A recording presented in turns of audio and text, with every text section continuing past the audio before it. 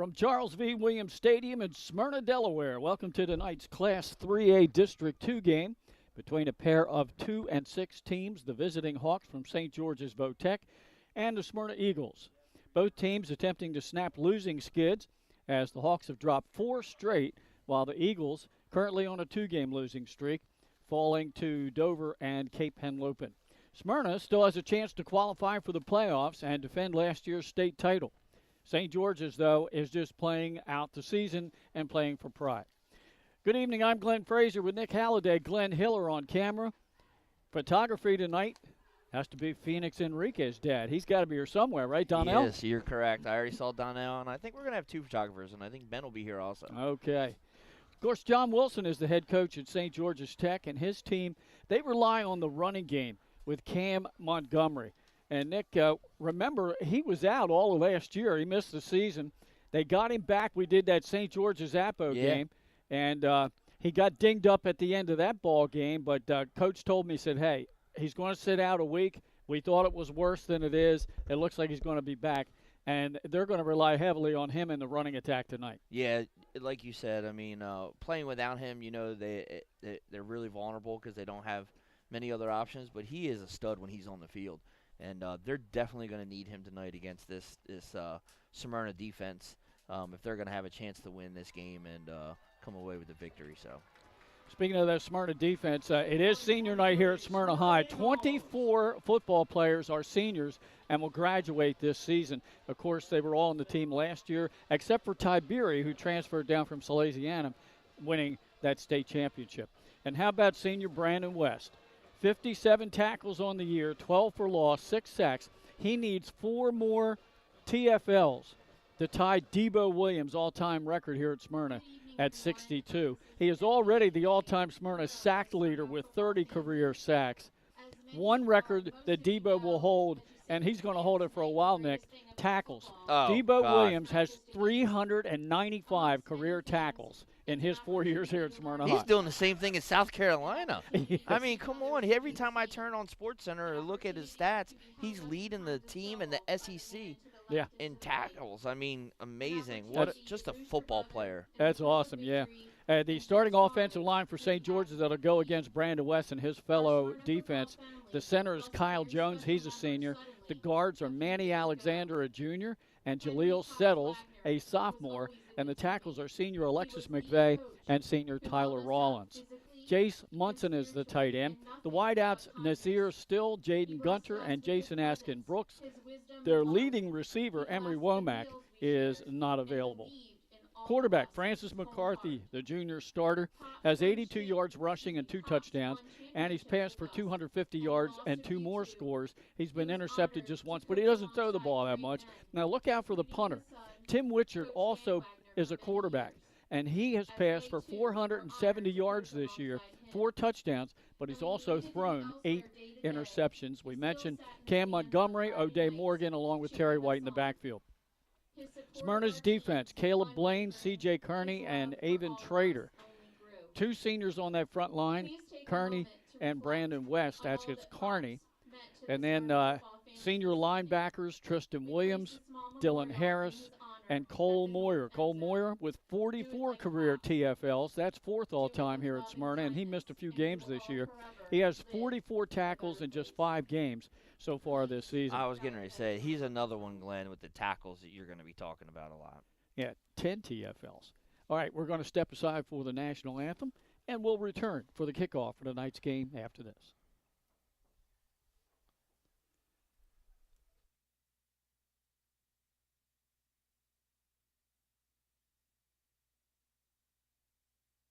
Community-based news, free to every reader, because Delaware's future belongs to all of us. Quality journalism we can trust to help us take on the day. Delaware Live, our state, our news, our home. The things that matter most happen right in our own backyard. Our neighbors, our schools, the places we go, and the people we know. And now there's one news outlet where our story is told. Delaware Live. Locally owned community-based news. Free to every reader, because Delaware's future belongs to all of us. Quality journalism we can trust to help us take on the day. Delaware Live. Our state, our news, our home. High school, the captains for both teams out at the center of the field. Mike Judy is in his 10th season here at Smyrna, and this will be only his second losing regular season. The team was 3-6 in 2018, Nick. That was right after the back-to-back state championships. So in 2018, they suffered a 3-6 campaign. If they get a win here tonight on senior night, they'll improve to 3-6, going into the regular season finale next week at the Castle down at Sussex Central. And that'll be a big ball game, too. Smyrna might need that to get into the playoffs. Sussex Central, if they win tonight against Cesar Rodney, will clinch the District 2 championship and get the accompanying automatic bid to the 3A playoffs. So let's take a look at the captains out there for Smyrna. We've got senior Corey Williams, senior Brandon West, and senior lineman Jaden Price. We've had the flip of the coin. And we'll check and see who will receive the opening kickoff to start this ball game. Cool night tonight. Game will be played mostly in the low 50s, upper 40s with very little wind. Smyrna's going to receive the opening kickoff. Eagles in their home red, white helmets, white numbers, and this offense is pretty prolific, that's for sure. It usually is year in and year out. The one thing they don't have this year, though, is a night brother. They've had a night brother all of the entire career of head coach Mike Judy until this season. Leading rusher is Tim Yancey, 276 yards on the ground. D.R. Mackey also has 171. Both have over 100 yards receiving. The two quarterbacks are senior Jake Tiberi, who is connected on 67 out of 98 passes for 975 yards and 7 touchdowns. He's also rushed for 126 yards. And the freshman Drew Marks, completing 63 out of 104 for 960 yards, 9 touchdowns, and 6 interceptions. The wideouts are special, including Phoenix Enriquez, senior Andre Ashley, Kamaj Kearney, who's a sophomore, and Nolan Oakland, another senior. Now on the front line, we have 3 seniors, Dylan Champlin, Chi-Chi Yulee, and Jaden Price, along with Dominic Zuck and Keebway Harris. That's the Smyrna offense, as now we're about to finally get the playing of our national anthem. We'll be back right after this.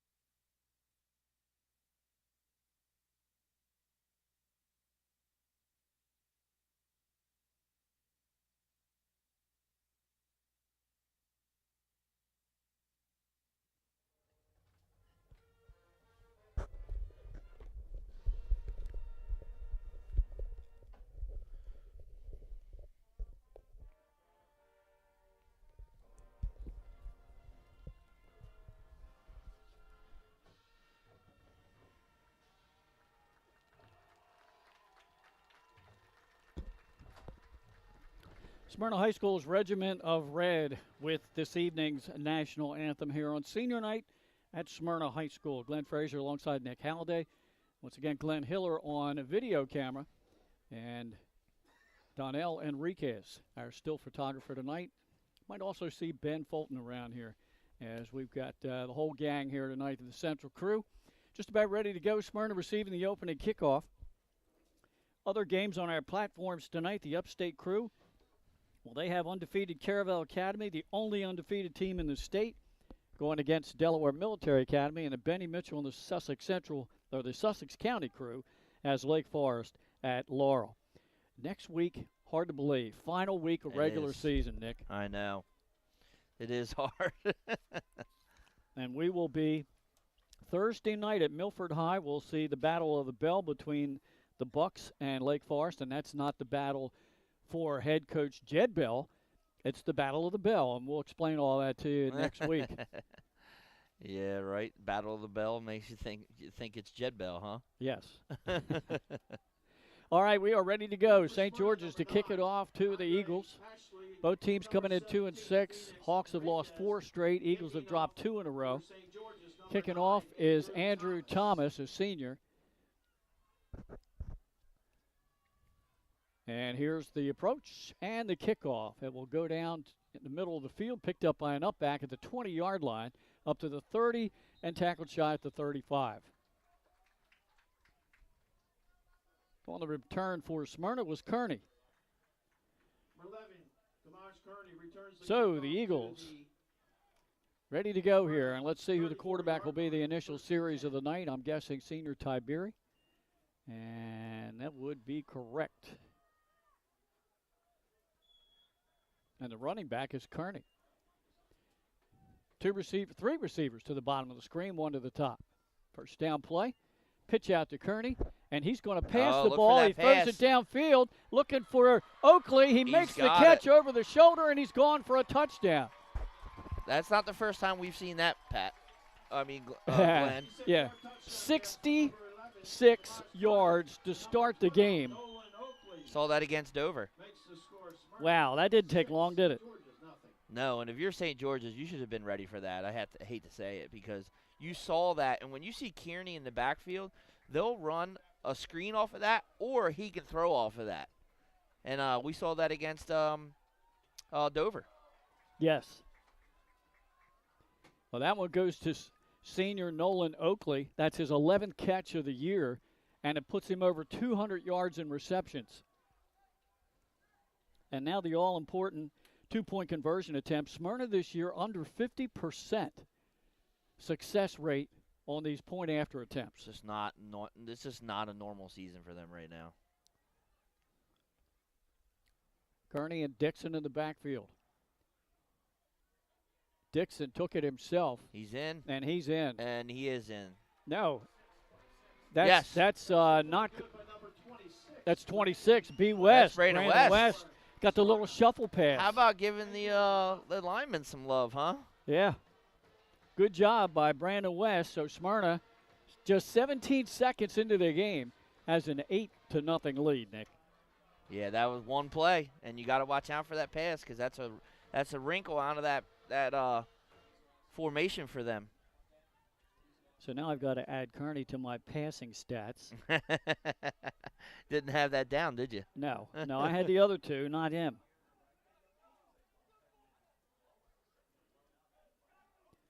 So a quick 8-0 lead.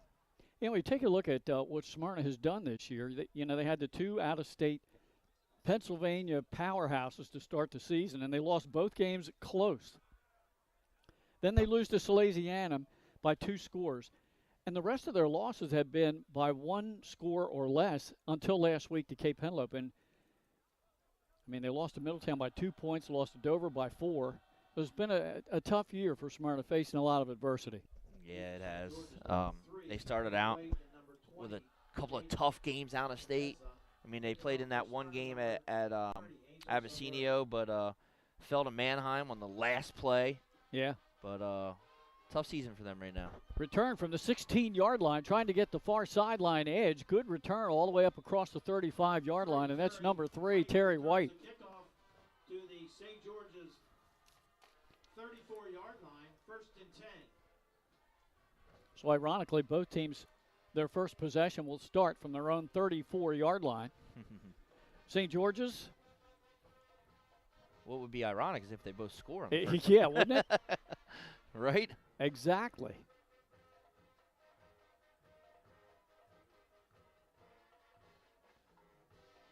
All right, Francis McCarthy, the junior QB, is in the gun.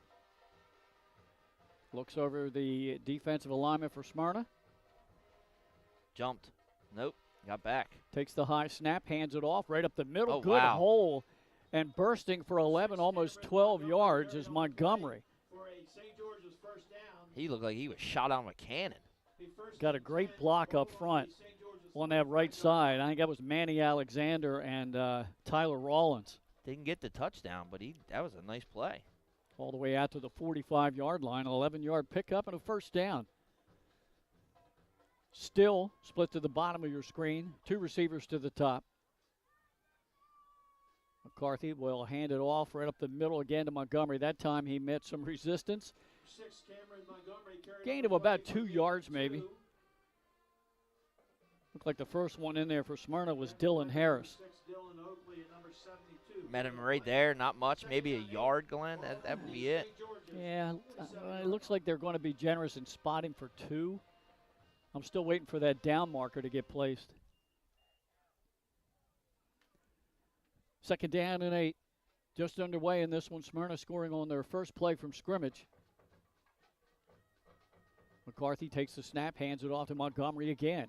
Has room on the right side, has another first down as he gets into the second level.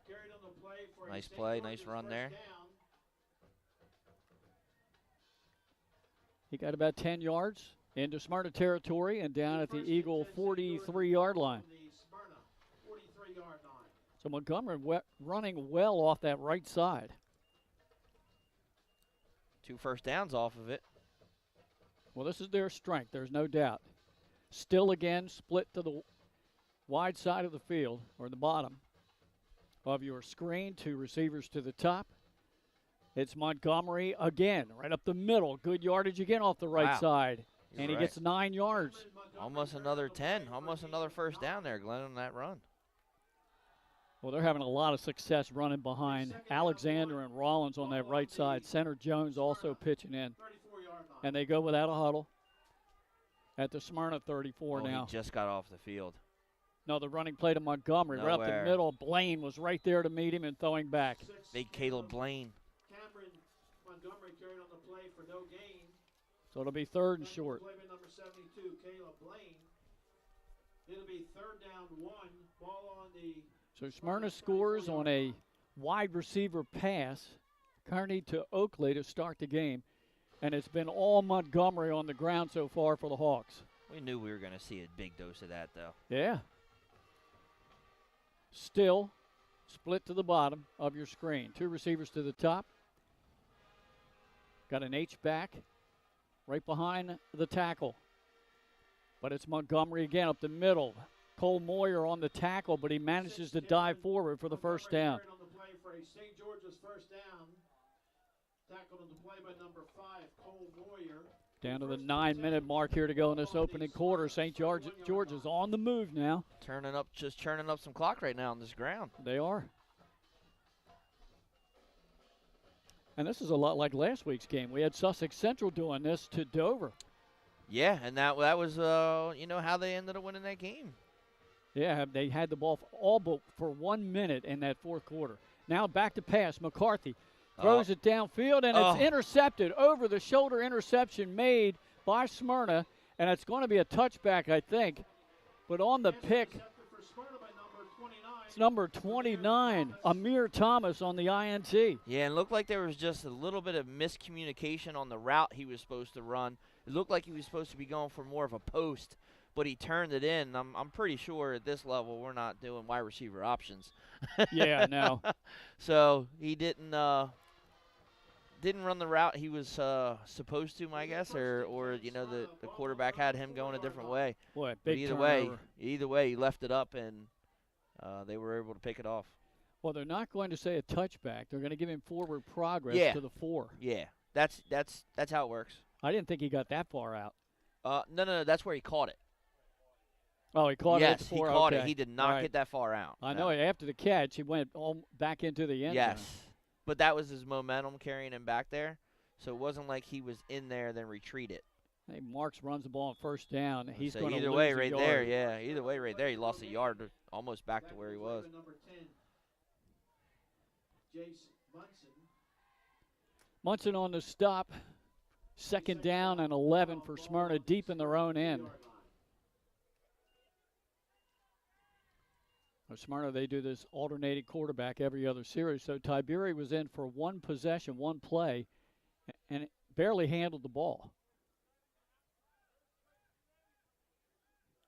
Marks in the end zone. He fakes it. He's back to pass. He rolls. Now he throws center of the field. Finds Ashley up across right away, the 5. Oh, fumble. Fumbles the ball, and St. George's has scored, I believe. Ashley, are they going to call it a touchdown? Ashley was hit at the 6. Now the officials are going to get together. Can he advance it? It's a touchdown. And I didn't see who scored that. I didn't either. I didn't see who rolled on that at. Number 24 for St. George's tossed the ball to the official. That would be Andrew Thomas, if indeed he's the one that scored. Yeah, I couldn't see in that. There were too many jerseys in that area and couldn't really see who it was.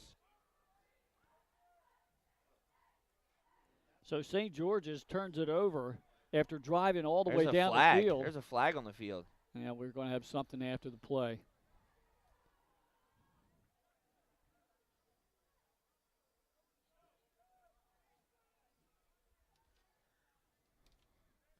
So it was a completed pass from Marks to Ashley. Warning. Sideline warning. Okay, Glenn. just a warning. The play was sideline warning against St. George's.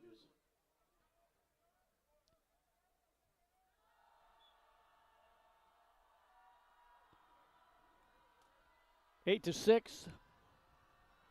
On to try to make it 8-7 is Andrew Thomas. Kick is blocked and no good. So a 2-point Smyrna lead. 8 to 6, 7:47 to go in the quarter, and 2 turnovers there, almost back to back. Nick, as St. George's was driving down the field, just feeding Montgomery, and then all of a sudden they decide to pass and try to catch Smyrna sleeping, playing up with those D-backs on the run, and instead an INT. Smyrna gives it right back. Yeah, I mean, I know you want the turnover no matter what, but where he caught it and how deep he was in their own zone almost kind of hurt them there, I think, on that pass, putting Marks and them coming out of the end zone.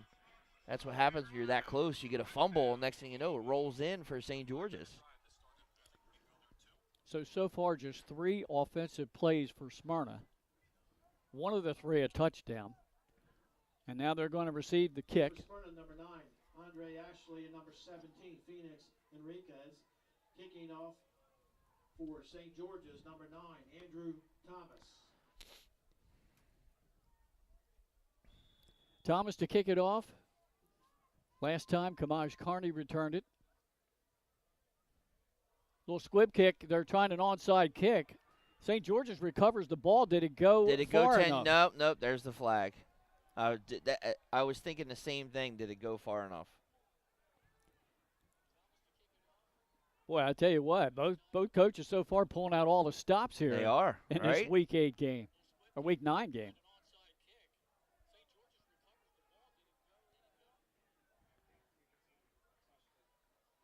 I don't think it went 10 yards before St. George's touched the ball, and that's going to be the call.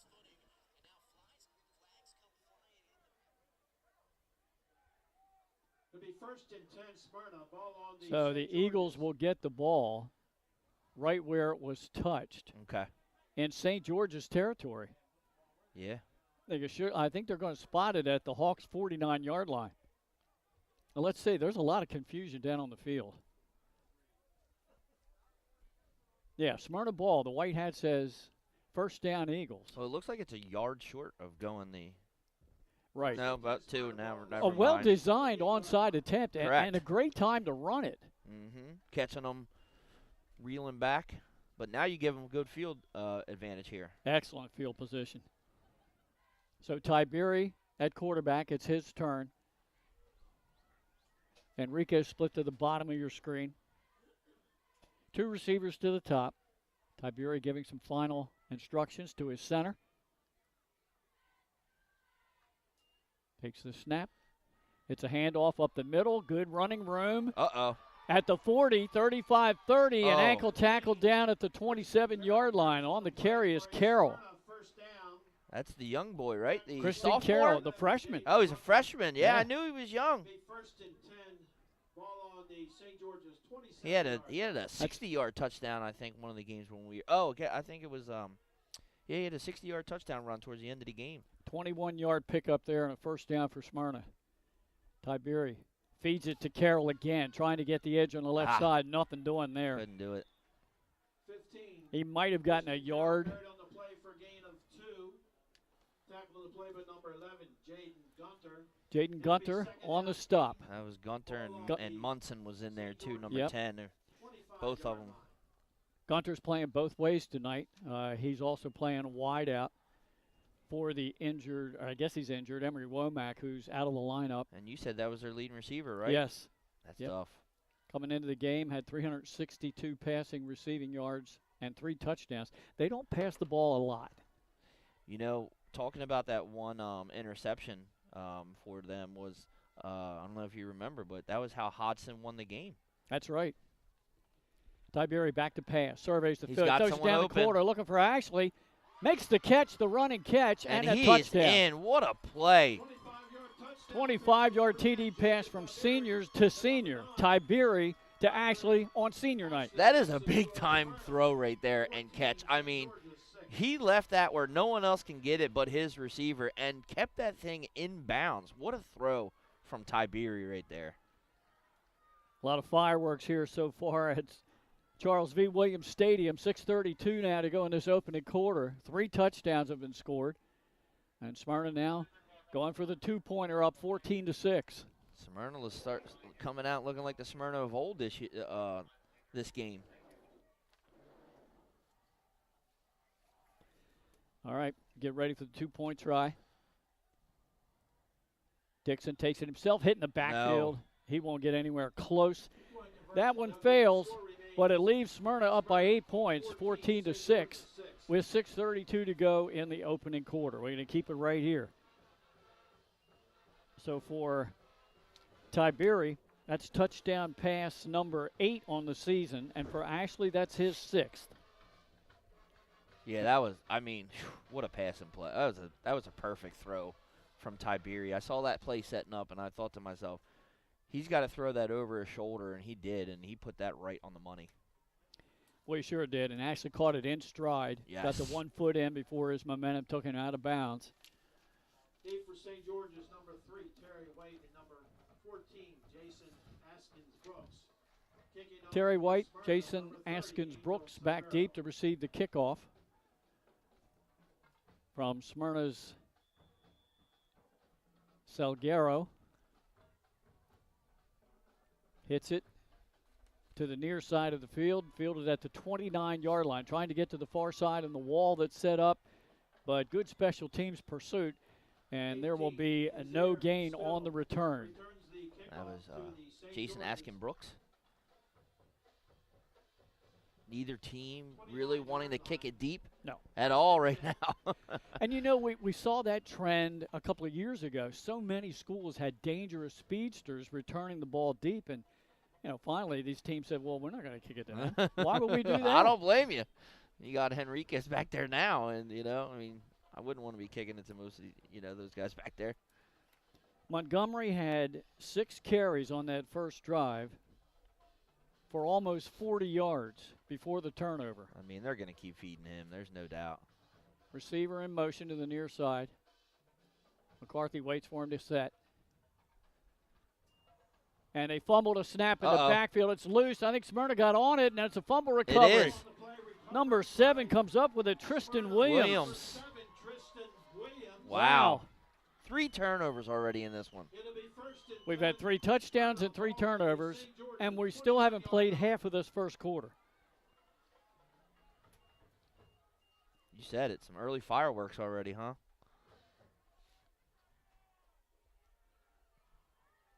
So Smyrna set up in great shape, I was Nick, getting ready to say, at the 21-yard line. Now it's Mark's turn at quarterback. Great field advantage again. Even better now. Big time, yeah. It's like Yancey is the feature running back standing behind Marks. The handoff is to Yancey. Nice shifty run inside the 10-yard line. It'll be 1st and goal. That was quick. He is shifty. That's one thing I like about Yancey is it's really hard to bring him down on your first initial hit, and he can get through that line pretty quick. Munson comes up with the stop there. Little RPO play that time, and Marks did a good job holding on to it into the belly of Yancey to the last second before he gave him the handoff. 1st and goal, just inside the 10. Marks takes a snap, takes it himself. Keeps it. He runs an option. He doesn't pitch it, but he got just inside the 5. He's going to pick up 5 yards. Yeah, they were keying on Yancey that time, and I think that's what you want to do if you're St. George's. I would rather Marks beat me on the ground than Yancey beat me on the ground. Right. So 2nd and goal for the Eagles. Like we said, the ball just inside the 5. We'll call it the 4-yard line of the Hawks. Marks gets the play from the sideline. Yancey behind him. Receivers are 2 by 2.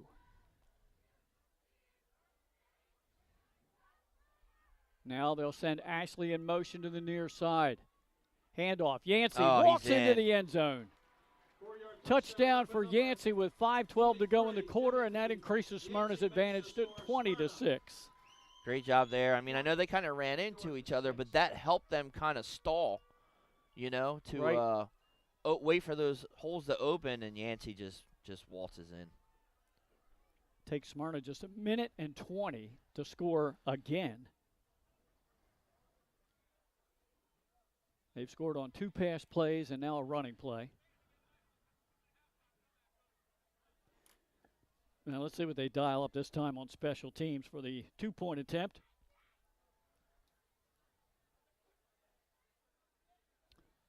Kearney and Dixon. Dixon takes it. Now he's going to pass it. Nobody was there. Available. And he's going to be hitting the backfield drop. Taken down. Yeah. They had that set up as a pass play, but whoever that pass was intended for, Nick, got bottled up at the line of scrimmage. Yep. Didn't get through. Couldn't, and that's Thomas Lamborn comes in for St. George's. Stymies the 2-point conversion again.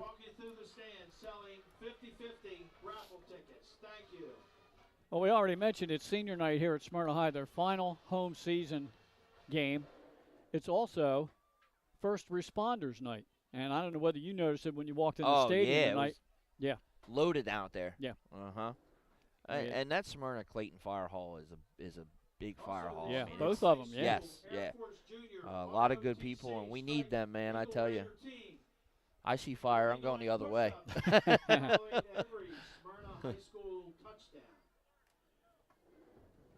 Yeah, so we've got, I think the National Guard was out front, the local police departments, both from Smyrna and Clayton. And as you mentioned, the fire departments. I'm always amazed when we had the fire department come to our work and show us the trucks, man. It's amazing, those things. Yeah. Up back taking it at the 25. That's number 2, Aiden Jones. And the sophomore is tackled just across the 35-yard line. 5:06 to go in the quarter. So far, we've seen almost everything you can see in a game. Yeah, I was about to say, yeah. And we're still in the first quarter. Halfback pass for a touchdown, interception, fumble recovery for a touchdown. Now let's see what St. George's comes up with here. Third offensive series for the Hawks. And we should mention a good friend, Twitter Phil, who's usually always perched right outside of the door here in the press box at Smyrna High. He's always here in home games. Not tonight. He's making his broadcast debut with Benny Mitchell. He's excited. He is. Handoff. Montgomery tries the left side this time. He's gang tackled, but I tell you what, he's a workhorse, and he got out across the 40. He's going to pick up 7. Yeah, I told his wife, he said, he's just worried about saying some things on there he shouldn't say. I said, that's why he's not doing this game. Yeah, right. That's why he's not doing the Smyrna game. Doing that Laurel Lake Forest game with Benny Mitchell. That's a big game. It's almost an elimination game as far as 1A playoff seedings and position goes. Laurel making the move up this year from 1A. Yeah, they've had their struggles this season. Second down, a long 3. Handoff to Montgomery, trying the right side, the edge. He weaves his way through traffic, Wow. gets the first down, out across the 47-yard line. On the play for a St. George's first down. You can tell, man, when he's in the game, it's a different A first and 10, ball game for them. ball on the St. George's 47-yard line. He has almost 50 yards rushing, and we still have 4:12 to go in the opening quarter. I mean, his first 3 runs were first downs. Right. Near, huh? Yeah. 3 of his first 4, you are correct. Yeah.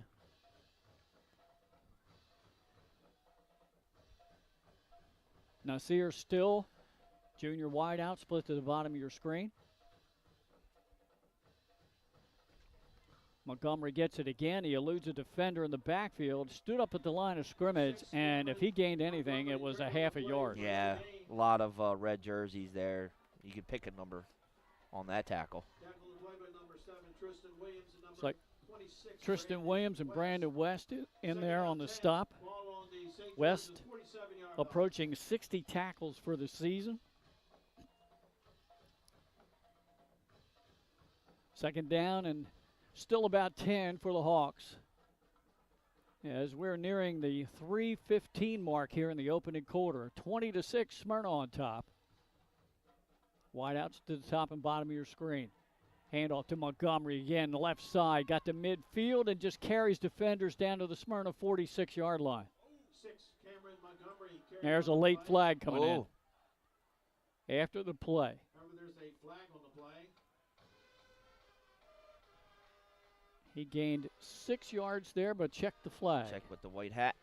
It looks like it's going to be on Smyrna. Yep. And that will give the Hawks a first down. First major penalty of the night against the Eagles. Goes against the defense. And that will give St. George's the ball. It's a personal foul, deep in too. Smyrna territory. That's a 15er. Yeah. Inside the 35, down to the 32-yard line. George's ball on the Smyrna 32-yard line.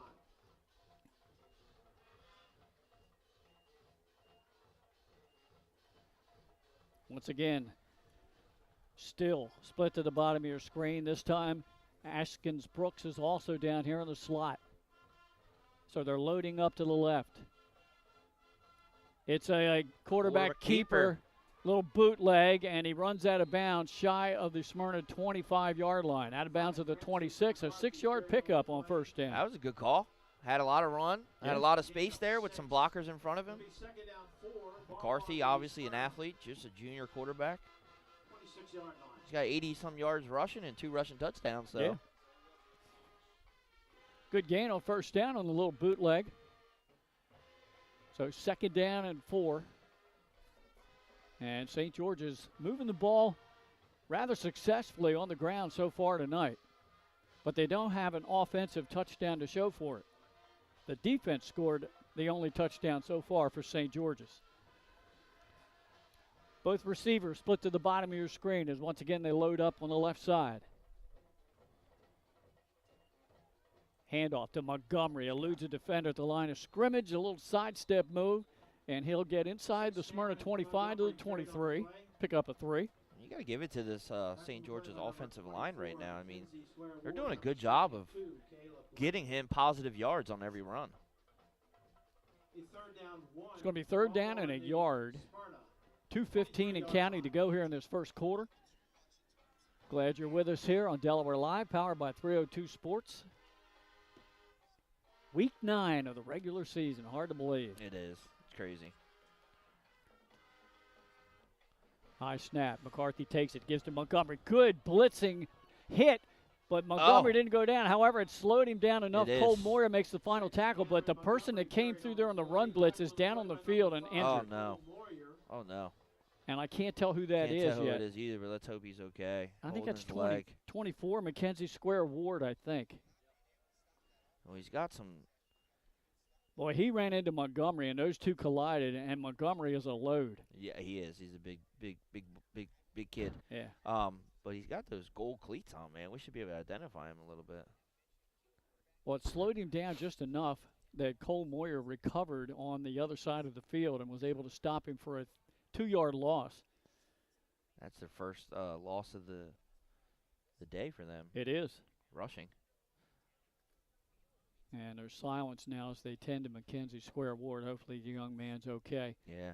We've got a stoppage of 1:48 to go here in the first quarter. We're going to step us. Well, no, now he's getting up. No, Glenn, I got some reading. This is going to be our first aid ortho game because we got some new stats, though. All right, good. Some new stats for the first aid ortho game.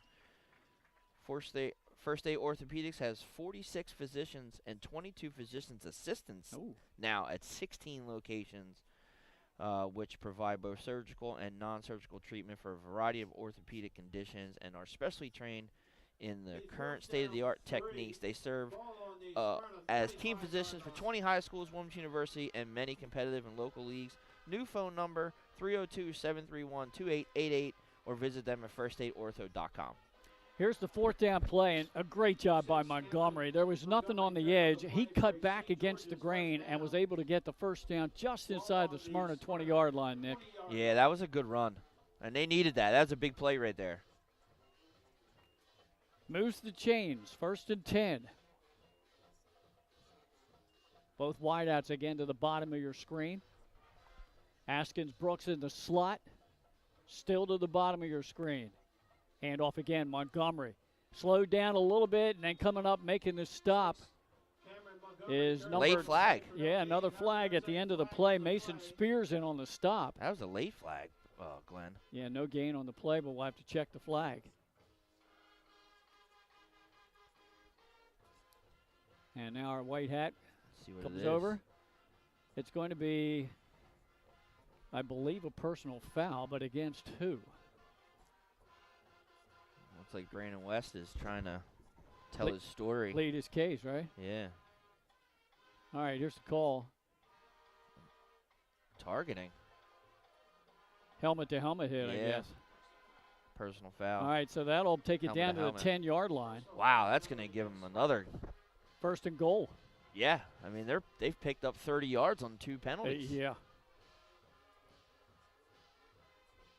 Ball spotted at the 10, 1st and goal. This time, still way down here at the bottom of your screen. Askins Brooks to the top of the short side of the field. 1st and goal play. They give us a number 24 in the game, and he is hit in the backfield and dropped. He is swarmed under by the whole team and we're all lost. The ball carrier that time was Elijah Burke. Oh, wait, another flag. And it looks like from the body language right now, Smyrna, it's on them again. It would have been about a 3-yard loss and 2nd and goal from the 13, but we'll have to check the flag. 3rd flag on Smyrna on this possession for St. George's. Well, did they pick the flag up? The officials are getting together. I haven't seen anybody make a call yet. All right, here we go. This is another dead ball. Personal foul penalty against Smyrna. Another personal one. foul. That's going to be half the distance. 3rd one. So instead of the loss, they'll replay the down. So now it's 1st and goal from, looks like just outside the 6. Yeah.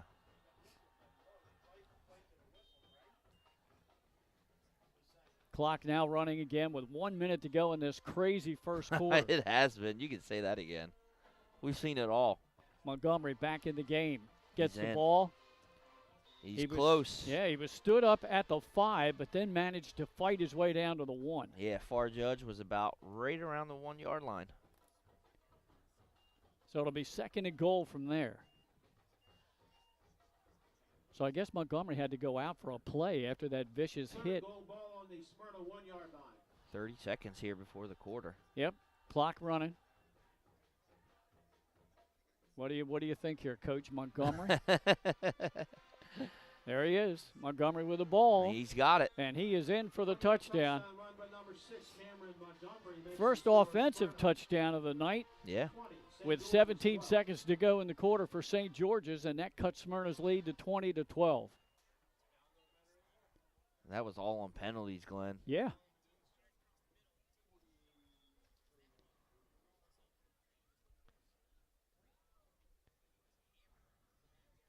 turnovers and penalties right now so far in this game, huh?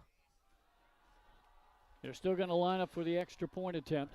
So that is Andrew Thomas. Had the first one attempt blocked. There was the snap placement, kick on the way, has the distance, and the kick is good. Yeah, that one is in.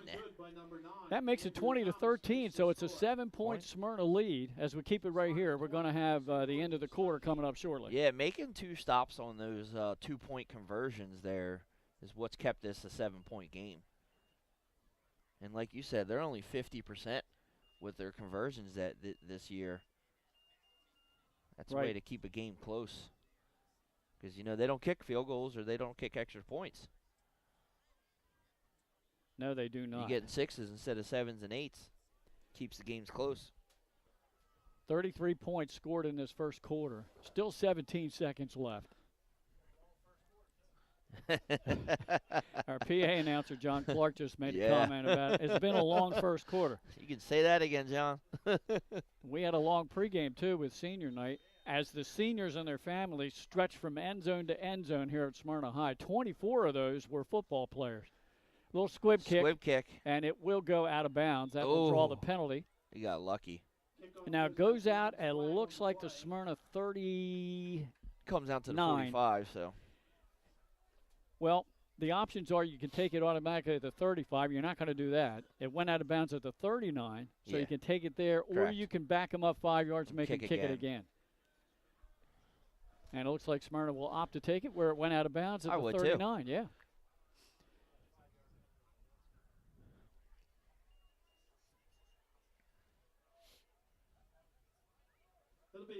They add the 5-yard penalty for kicking out of bounds. As I said, it's going to be right around the 45. Yep, 44. 44-yard line. Now it's Tiberi's turn to quarterback. 2 receivers to the top of your screen, 1 to the bottom.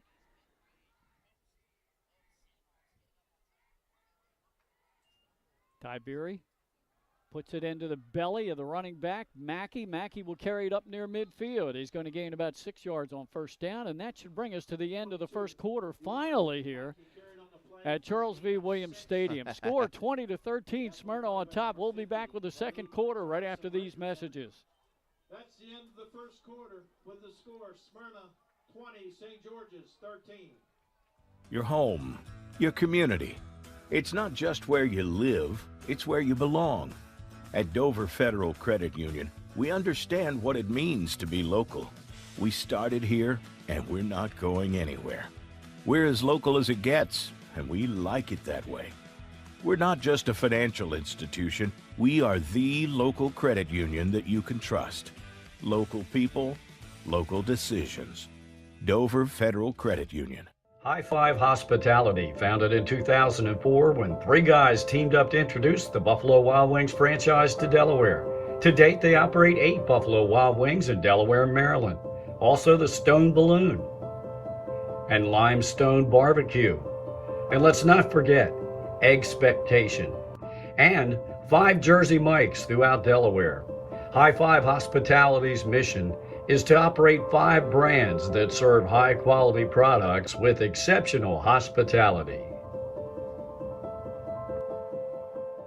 Well, we're back here at Charles V. Williams Stadium for quarter number 2. Smyrna on top by 7 points here on senior night. Glenn Frazier alongside Nick Halliday. Glenn Hiller on video. And somewhere roaming around Charles V. Williams Stadium are 2 still photographers. Donnell Enriquez and Ben Fulton, 2 of the best. All right, Eagles near midfield. Second down and short. Tiberi takes it himself, and he gets away from the defense inside the 40. Spin move down close to the 36-yard line, the first down. Good run. Good run there. First down for Tiberi. Second down, 11. Ball on the St. George's 38-yard line. Second down, about 12 yards. Looks like a 2-yard loss there. Tiberi checks the sideline for the play. Receivers 2 by 2, and now Enriquez comes in motion to the near side. Back to pass. Tiberi loads on the slant. It's Carney on the catch. He's hit immediately and dropped. Yeah. Forward progress to the 33-yard line. It'll be a 5-yard pickup. Say short gain. Had a couple options there. One that looked like he wanted to go deep. It'll be third down. Yeah, nothing was there. Yeah. St. George's it'll be third down. Yeah, nothing was there. Yeah. St. George's 33 Good coverage that time by St. George's. Jones and Gunter. Smyrna goes quickly. Now Tiberi stops the snap count, checks the sidelines. They're going to reset Enriquez and Ashley to the top of your screen, along with Oakley. That leaves Kearney alone at the bottom of your screen. They look to the right, come back, screen pass, and over the head of Mackey. Well and read. he was tackled before the ball got there, but no flag. Well read, yeah. Yep. And you see now late flag just dropped. Yeah. Yeah, it looked like Mackey was hit before the ball got there. I had no opportunity to make the screen catch. I thought the same thing, and he waited to call it, so wait and see what we get. But I thought he was hit early also, Glenn. I agree.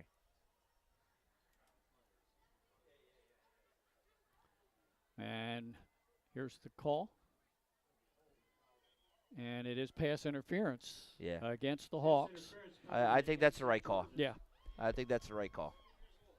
I'm with you, though. I thought maybe holding was going to be the initial. It looked like he was stood up at the line and being held instead of pass interference. But the interference call will stand. Penalty yardage stepped off down inside St. George's 20 to the 17, 18-yard line. Early in the second quarter, Eagles lead 20-13. Both teams looking for just their third win this season. Tiberi, read option, takes it himself, hit hard, gets inside the 10, spun around inside the 5, first and goal. Hard run by Tiberi. How about that? Spins off the first hit, takes the contact, spins off it. Now they're going to bring out the personnel for their earthquake formation with first and goal at the 5-yard line. How about 2 running plays on this drive by Tiberi for 27 yards? And now a timeout called, I believe, by St. George's. They didn't have the defense out there ready to go. Smyrna does a really good job of quickly changing personnel, going from that traditional offensive set to the earthquake. Yeah, they want to catch you off guard. They want to make sure you're not ready for it, and that's a way for them to catch your defense not ready for that play. So it's a thing they've kind of instituted in the last couple of years here. Now let's see if we can get any updated scores here. 13-0 Caravel. Okay, trying to remain the only undefeated team in the state. Lake is still 7-6, but Laurel was right at the goal line. Wow. They were stopped short on the one play. I haven't gone back to it yet, though. Okay. We're still in our timeout taken by St. George's.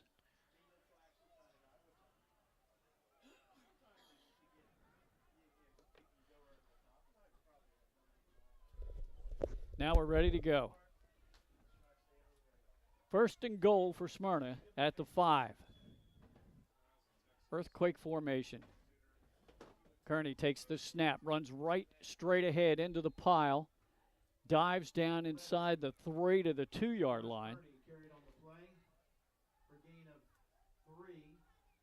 You know, Kearney, one of the starting wideouts so far this year, has 6 rushing touchdowns on the season. Yeah, Glenn, and all of them usually come out of this. Oh, yeah. This earthquake formation where he keeps it. Second down and goal. Kearney takes it himself, slashes off the left side, and is tackled shy of the goal line. He goes down at the 1. Kearney carried on the play to be third and goal. Ball on the St. George's 1-yard line.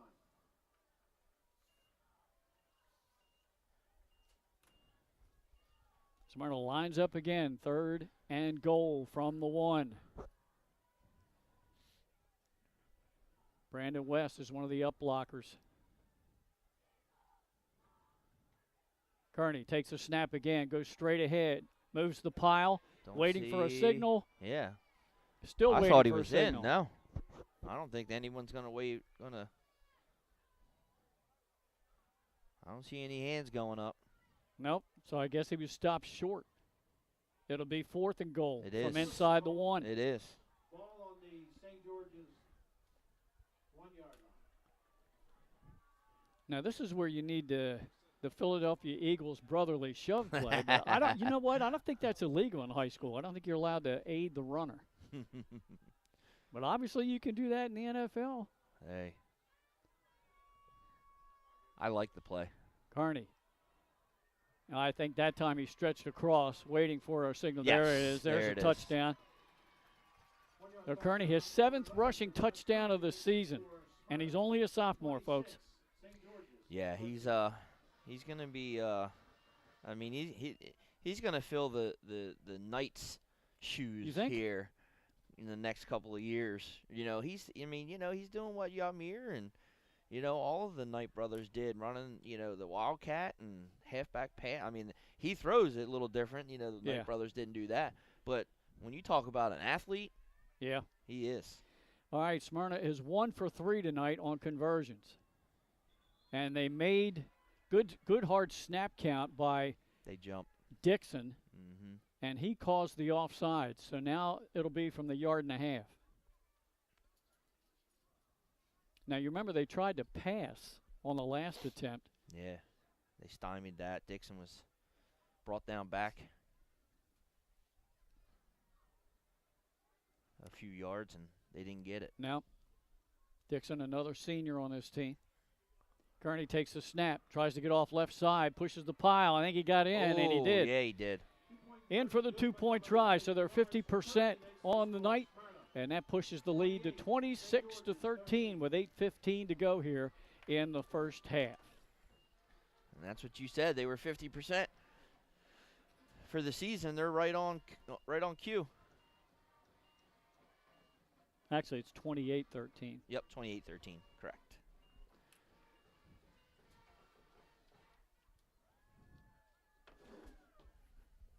So the winner of this ball game will improve to 3-6 on the year. Should Smyrna win, that will even their district record at 2-2. And then they have a big game next Friday night to end the regular season. A hard place to play, the Castle. Where Smyrna in the past has had some success down there in Georgetown. Going down to Georgetown, going down to Central. Now, Sussex Central, Nick, if they win their game tonight with Cesar Rodney, they will have already clinched the district championship, which gives them either the 1 or the 2 seed in the upcoming tournament. So how much do they have to play for next week? That's the question, yeah. I mean, and you got to think about it because you got to be smart with making sure that your team is healthy and your players don't get injured and, during that. So. All right, here's our kickoff. End over ran high, goes down to the 20-yard line. On the return is number 14, Jason Askins-Brooks. Not bad. And he'll be stopped shy of the 35. Nice return. The 34-yard line. And it seems like that's where we've started after kickoff. 34, 34, 36. Yep, you called it. You said that both teams did that in the opening kickoffs. 8:09 to go here in this opening half. Last time the Hawks had it, they ran the ball right down the field with the help of 3 personal foul penalties against Smyrna's defense.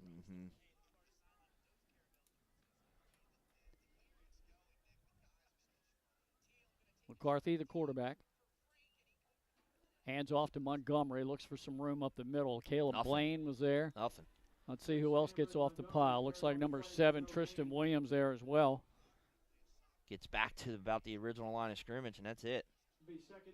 Maybe half a yard now they're marking it off. Well, you mentioned it, Nick. 3 of the first 4 touches from Montgomery were almost all double-digit runs. You were. But his last 4 have been a yard, no gain, and 5 yards. And he lost 2, didn't he? Or was that negated by a penalty? No, that would have been the run before. Gotcha. Yep, that goes back 5 attempts. Montgomery again, right up the middle of the field. Looked like he ran into his own offensive blocker that really slowed him down. West in there on the stop. Tristan Williams again. And Blaine right in the middle. Can't help but keep looking at Cole Moyer wearing the green today. Yeah. I'm hoping that's for the Eagles Dallas week. Yeah, last week it was yellow.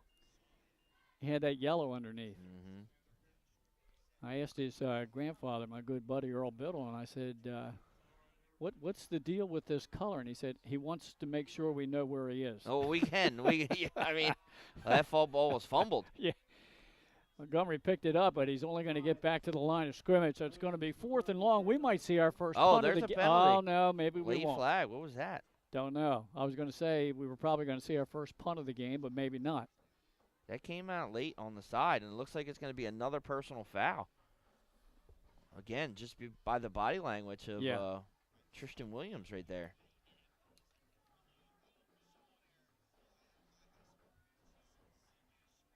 Officials gather. Late hit?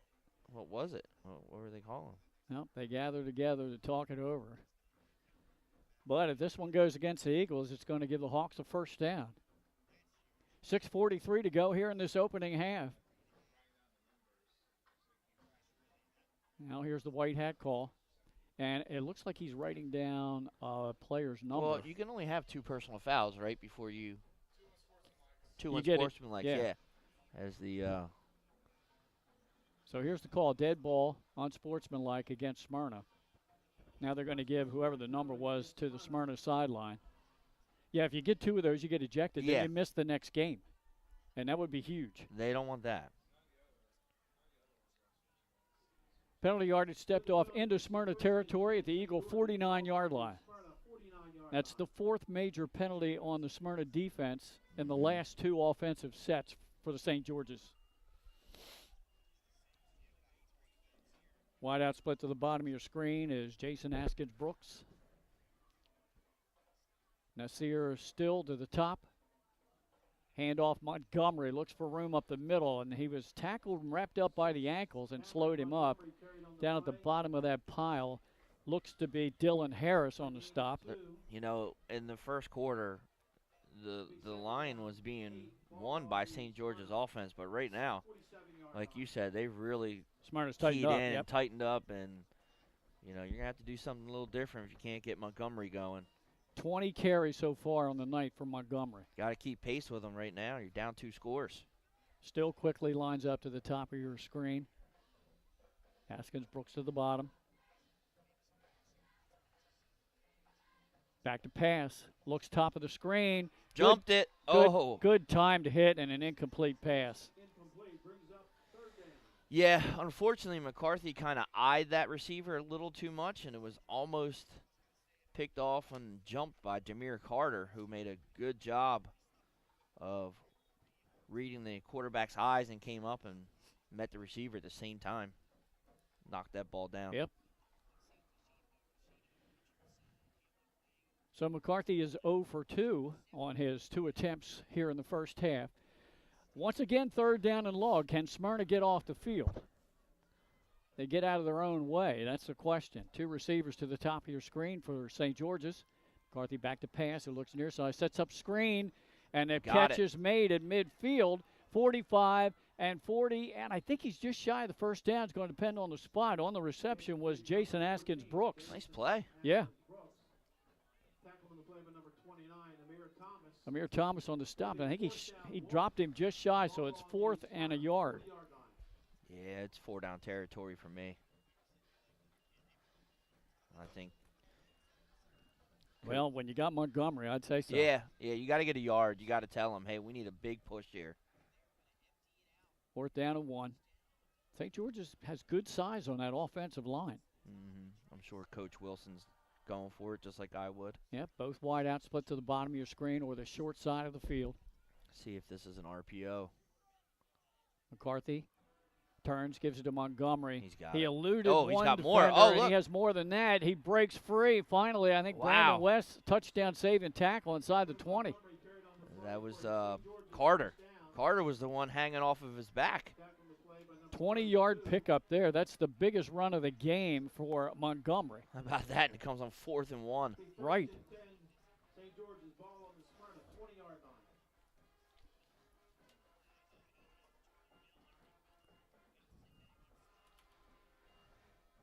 St. George is driving back. I'll tell you, this game has been it's quite entertaining. eventful, yeah. Love it. 4.5 to go here in this opening half. St. George is trying to cut this back to a 1-possession game. Wide out split to the bottom of your screen. 2 receivers to the top. McCarthy gives it to Montgomery. He's trying to get the edge on the far side of the field, and a good defensive play. Stepping up there and making a stop was Jameer Carter in the open field. It's the Carter show right now. You know, Glenn, this game definitely is entertaining, and we're glad that we picked it, but I Yeah. think all of us were excited yeah. to be doing the First State Military early college game, which unfortunately got Yeah. postponed and canceled for a forfeit.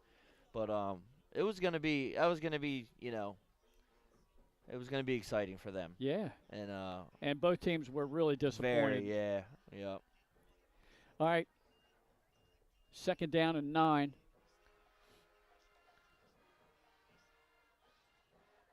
McCarthy takes it himself on the read option, and right there, stop for no gain. He swarmed under. First one in there was Trader on the stop. Just held on a little too long. If not, he would have had that outside. That'll go down for a tackle for loss, a 2-yard loss there. So now it's 3rd and long again. Coach Wilson and his staff done a pretty good job calling this game so far here tonight. I did not mean to stop that clock. As we're down to 3.5 to go here in this opening half. Still, split to the top of your screen, and now a timeout taken by St. George's. That'll be their second. Yep, they want to talk this all-important 3rd down and long play coming up, as we've got 3:26 to go here in the first half. Once again, the other games on our other platforms here on Delaware Live tonight. The Upstate crew has undefeated Caravel taking on DMA. And at last report, it was, what, 14-0? 13-0. 13-0. Still is. Bucks. And then Benny Mitchell and the Downstate crew has Lake Forest at Laurel. And the last we heard there, Lake was leading. Laurel now on top. 13-7. That's a good battle. It is. And unfortunately, Lake Forest has been bitten with the injury bug this year. But I think they might have gotten Tyndall back today. Oh, okay. I think they might have gotten Tyndall back today. Might make Their a big quarterback. difference. How about Montgomery, the workhorse for St. George's? 22 carries so far on the night. No, it's not Tyndall at quarterback. So maybe I was giving bad info. So how about 22 out of his team's 27 offensive plays have been carries by Montgomery? Timeout over. 3rd down and 11. You don't have much of a choice when your top receiver's out, too. Yeah. McCarthy in the gun, flanked by Montgomery. Fakes it. He's back to pass. He throws downfield, and there's contact. Both receivers no fell. Flag? Oh, It's picked off by Smyrna's Corey Williams, I think. No flag, huh? They're just going to say they got tangled up? Williams picks it off. That is his 3rd interception of the year. I mean, his receiver, I mean, Yeah. they both fell. They both looked went like, down. Yeah, I didn't know if, no flag, so it must have just been, tied up with the feet. And I think that's a good no call because it looked like the defender for Smyrna actually had position. And then they both got their feet tangled up, and they go down. Well, So another turnover. Wow. Tiberius turn to quarterback. Or is it Marks? It's Marks. My mistake. I got blocked out by the post up here in the press box. So that's why I couldn't see much of that. that interference, yeah. 5-yard penalty called against the Eagles. That'll back them up inside the 15 to the 11. I think Coach Judy's going to be talking about these penalties, these flags, in the next game or in the next meeting, huh? Maybe at halftime. Yeah, a lot of flags. 1st down and 15. Eagles backed up in their own end. Marks has Enriquez now with him in the backfield. Watch that halfback pass.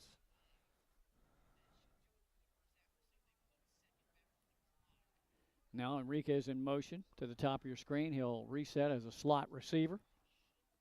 Empty set. Marks drops back. Unloads middle of the field. Enriquez jumps. What a play. Yeah, he tips How it about to that? himself. And he was wide open in the middle of the field. It was a little high. He went up top, tipped it to himself, and that goes all the way out to the 35 for a 20-yard reception. And I know Kearney's a great athlete and a good player. I just don't know why they don't get Enriquez involved a little more. I mean, in a couple of games that I've seen, especially against Mannheim, where he had 3 touchdowns, and he was just blowing by people, on that side on the bubble screens. Yeah, pressure on Marks. He's going to be He's sacked. down, yeah. Back inside the 30-yard line. Well, Enriquez was off to a great start. I think he had 7 touchdowns in the first 4 or 5 games. Yeah, and I'm not saying that because his dad's our photographer. I'm being honest. I just think that, they should have I mean, he had a great game against Mannheim that I was just like, wow. Yeah, and he's only a sophomore. Yes. Mm-hmm. I think through film, a lot of defenses figured that out early on, Nick, and they've been doubling him most of the year. Well, you can't double him when you got Kearney scoring the way he is. And Ashley, too. And Ashley, yeah. Mark steps up. He's spun around. He's going to go down for a gain of about 2 or 3. Drew Marks carried on the play. And, to give him his recognition, Wallace Johnson Richardson was the one who took that sack for St. George's. Gotcha. 3rd down and long for Smyrna. Inside of 1:40 to go here in the half. Eagles on top, 28-13. St. George's has turned it over 3 times here in the half. Empty set. Marks throws the slant route. Just a little stop and go there to Ashley. Forward progress is going to be up near the 43. So it's going to be 4th down and about 7. Couple yards there. It'll be 4th down, 7. Ball on the Smyrna 38-yard line. 4th down play. Of course, you don't see Smyrna punt it too often, and when you do, it's usually Tiberi in there. Exactly, yeah. With that, type of pooch kick. Yep, under a minute to go in the half. Marks rolls top of your screen. Throws sideline. Completes it to Enriquez. He caught it, got out of bounds, got the 1st down. Update. Lake Forest scores 14-13. Ball on their own 46-yard line. Benny's got a good game going. Smyrna going quickly now. I believe they have all their timeouts remaining. They do. And St. George's has 1. 51 seconds to go in the half from their own 46-yard line. Trips to the bottom of your screen. 2 receivers to the top. Empty backfield. Marks. Back to pass. Steps up. He's hit. Almost a fingertip catch made by Carroll out of the backfield. Just a little too far out of reach. Yep, and he had to rush that throw because he had the heat right in his face. Stops the clock with 47 seconds to go here in the half. I didn't even realize it. Lake is running Jameer Snell at quarterback for Tyndall, and he's one of the most athletic kids in the state. I'm telling you, he is just an athlete. Well, this is pretty much an elimination game tonight here for Lake. Actually, for both of those teams. 2nd down and 10 play. Carroll goes in motion, now stops slot receiver. Marks is back to pass. He steps up. Pressure's coming. He's sacked again. Sacked back at the 40-yard line. It's going to be 3rd down, about 16. That was Jaleel Settles getting there first. Being slung around. That's the 2nd time he's been sacked in the game. Actually, the 3rd sack. And that will cause Smyrna to take a timeout with just under 40 seconds to go in the half. Coming up at halftime, I believe we'll have top plays for you. Oh, yeah. From last week. Nick and I will have the scoring plays in the first half, our unofficial stats, and we're going to talk a little playoff scenarios. Okay. Who needs to win tonight to win a district title? Things like that. I think tomorrow Salesianum and Hodson play at St. George's. What time is that game? I think it's an 11 o'clock kickoff. Ooh, we'll double check I got it. a 2 o'clock tea time. I might get down there. That is an 11 o'clock kickoff. Wow. And that's a big one. If Salesianum wins that game, they will win the district title in 3A District 1 and get either a 1 or a 2 seed in the upcoming tournament. Tatnall's playing Charter tomorrow, also at 11 o'clock. And if Tatnall wins, they will win a district title. Wow. Yeah, Tatnall's a tough team this year. All right, we're ready to go coming out of the timeout. Enriquez in motion to the near side. Marks throws middle of the field. Carney makes the catch. He's hit immediately. The gain, they'll get the sack yardage back. Clock running. It'll be 4th down 9. Now, Ball on the clock is still running. I thought Smyrna called a timeout. I thought they did too. I heard a whistle. But the clock's still running. Yeah, it should go back to 30 seconds or 20, 25, 26. Well, as you always know, the official time is kept on the field. But Smyrna burns their second timeout. They have one left. Yeah, I swore I heard the whistle. So 4th down and 10 coming up. My guess is they're going to put another 6 seconds back on.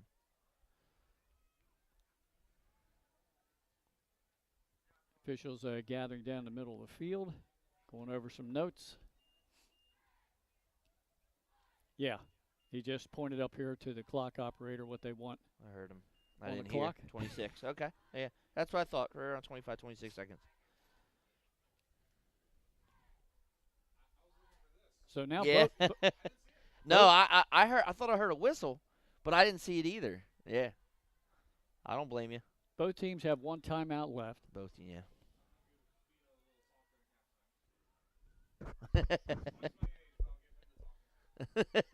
Oakley splits wide to the top of your screen. The receivers are 2 by 2 for the freshman Marks. Takes the snap. He fakes the screen, He's throws got it down the down the middle of the seam. field. Over the shoulder catch is made Is by he gonna get in? Mackey. Scores Oh, wow. with 17 seconds to go in the half. Wow. 53 yards. And I got to tell you, I saw Marks in that Mannheim game score twice on that same play with that route coming out of the backfield. St. George's 13. And he knows how to throw that ball. He lays that thing perfectly right down the middle of the field there for him. That's a strike. So Smyrna, Nick scores 17 seconds into the game, and now they score with 17 seconds to go in the half. Yeah. Some numbers to play, 34 and 17 right now, huh? Yeah. I already played my numbers, too. I got to check the tickets, see what I Okay. have. Was it 34 and 17? Don't know. They're in the car.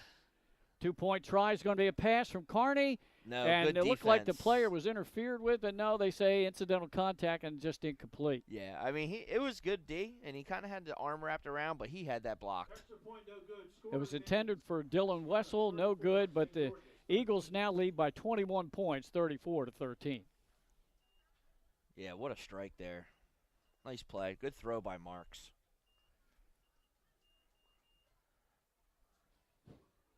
Hits him in stride, and Yeah. he was gone. Oh, and Mackey just Split the two defenders and in. Yep. Made the over-the-shoulder catch. Yeah. I'll tell you what, that's a top play nominee. It is. I got to tell you. That one and the one to open the half. On Carney's wide receiver pass. I guess you technically call it a yeah. halfback pass because that's where he was lined up. Yeah, but it's still a double pass if you think about it, because it's not a halfback pass because it wasn't a. Well, he was lined up as a back. I know. Yeah, I know. yeah. Yeah. Number 14, Jason Askins Brooks, kicking off for Smyrna. Number 30, Angel Salguero. Salguero to kick it off. I would think this would be like a pooch kick down the center of the Yeah, field. you just want to run the clock down, you know. And that's exactly what was taken Oh. on a hop by one of the upbacks at midfield. Ooh, that was dangerous. Dropped immediately, but with just under 14 seconds to go in the half, St. George's with great field position, but I'm not sure Coach John Wilson wants to try anything here. The 3 times they went back to pass, 2 of them have ended in disaster and turnovers. So let's see if they just decide to run a running play here and get Or into the kneel it. locker room and talk it over. Let's go victory formation. Take the knee. No, I don't think we're going to see that. Nope. He's going for it. Receivers are 2 by 2.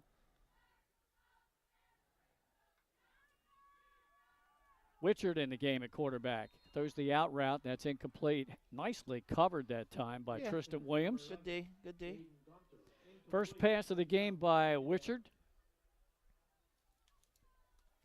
I say he actually has almost double the passing yardage of McCarthy, but he's also thrown 8 interceptions this season.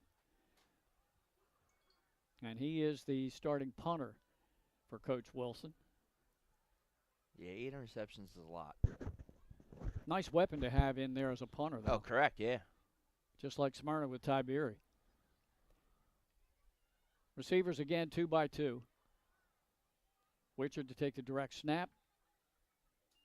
Pump fake. He's back. He steps up. Oh, looks he's got him. downfield, but he's going to be out of bounds. Oh, that's going to be interference. That is going to draw the interference. You got to turn and look. He would have been out of bounds if he made the catch, but it was close. Definitely got to turn and look for the ball. Obviously, he didn't. That stops the clock with 5 seconds to go in the half. And that's a good distance yardage there to be able to throw it into the end zone. But I think either way, it's just a 10 or 15 yard. Yeah, from the it's not line a spot of scrimmage. foul. Nope. So at the Eagle 39, maybe enough space now for Wichard to throw it down in the end zone.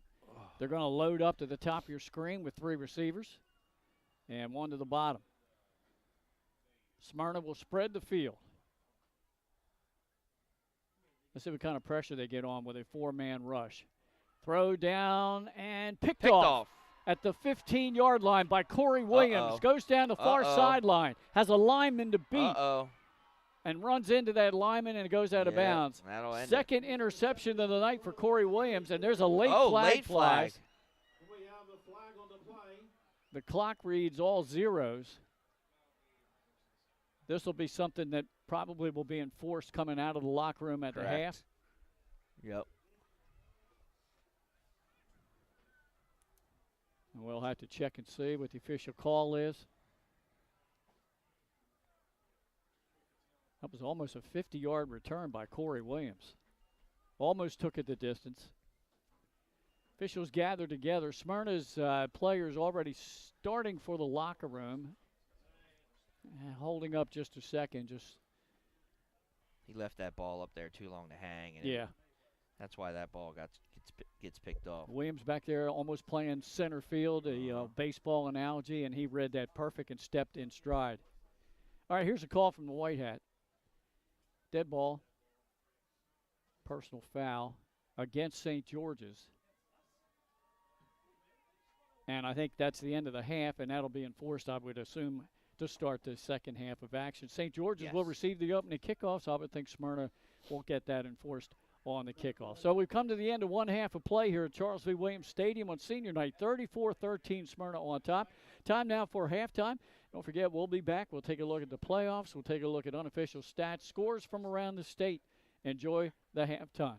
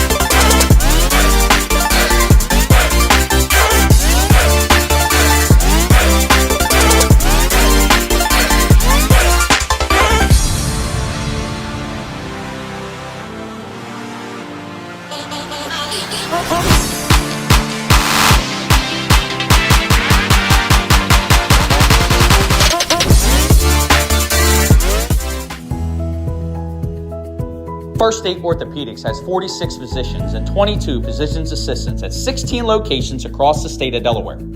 We provide both surgical and non-surgical treatment for a variety of orthopedic conditions, are specially trained in current state-of-the-art techniques. We serve as team physicians for over 20 high schools, Wilmington University, and many local recreational and competitive leagues. Our doctors are readily available to all local emergency departments, medical aid units, and urgent care centers for consultation and treatment. Give us a call today at 302-731-2888 or visit us online at firststateortho.com.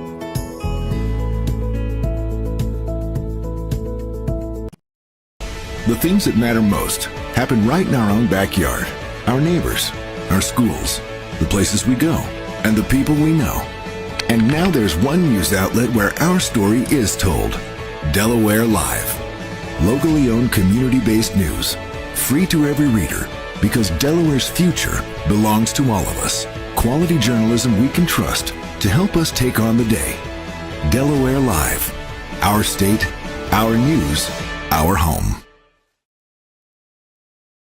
Get the assurance that your HVAC system is what you need with Ambience. Ambience provides you with over 25 years of experience in the heating, cooling, and plumbing industry. The team at Ambience Heating and Air Conditioning provides high-quality residential HVAC installations, maintenance, and repairs in new and older homes in the Delaware, Maryland, Pennsylvania tri-state area. You may not realize it, but half of your energy costs go to heating and cooling. Make sure your energy dollars count and call us today for a free estimate. 302-239-HVAC. 302-239-4822.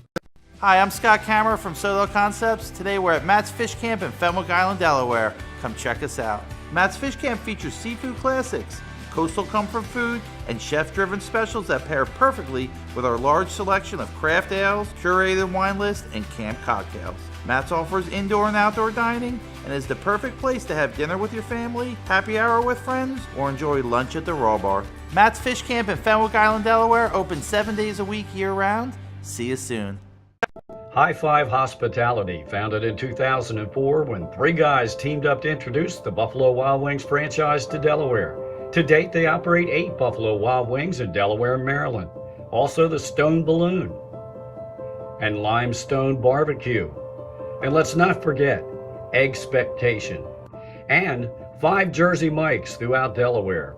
High Five Hospitality's mission is to operate 5 brands that serve high-quality products with exceptional hospitality. We're back here at Charles V. Williams Stadium, and we don't always do it, but let's give a listen in a little bit here and give some love to the Regiment of Red. They're outperforming here at halftime. There you can hear them. They do such a great job. Great band. We have so many good high school bands up and down the state, Nick, and we're fortunate enough here in the central part of the state. The games we cover, Dover High, Regiment of Red here at Smyrna, the Appo Band. Yeah. They're just to name a few, folks. And this band is really good. They're always really good. I love it when we're here because they play during the game. Yeah. And that Dover band too is they're phenomenal. awesome. Yeah. So give you a little bit more flavor here of the Regiment of Red.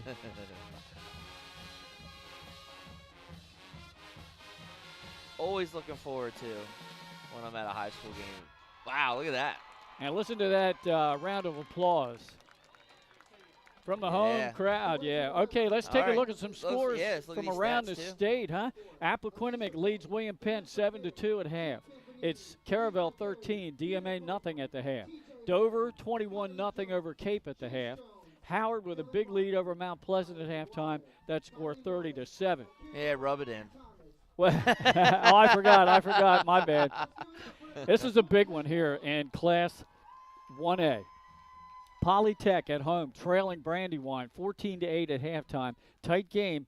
The winner of that game most likely wins that district title. Wow. But Brandywine still has another big game coming up next week. If Polytech wins, they already have a forfeit coming from ECHS next week. Yeah. They will be the district champs. It will be the first ever conference title for the school of the Polytech Panthers. But they're trailing right now at the half. I'm loving what's going on in it's great. in 1A.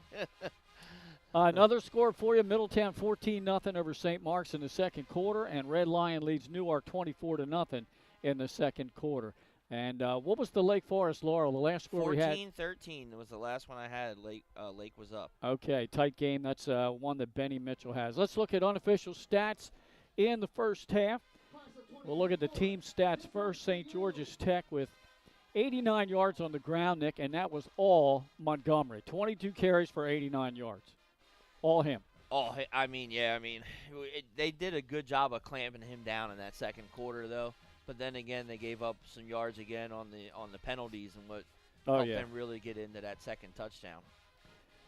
Passing, the two quarterbacks combined, McCarthy and Wichard, are just 1 out of 5. They've thrown 3 interceptions, and they completed that one pass for an 8-yard gain. Smyrna offensively, they have unofficially 71 yards rushing in the first half, led by Tiberi, the quarterback, 27 yards on 2 carries. And then Yancey has 16 yards and a touchdown run.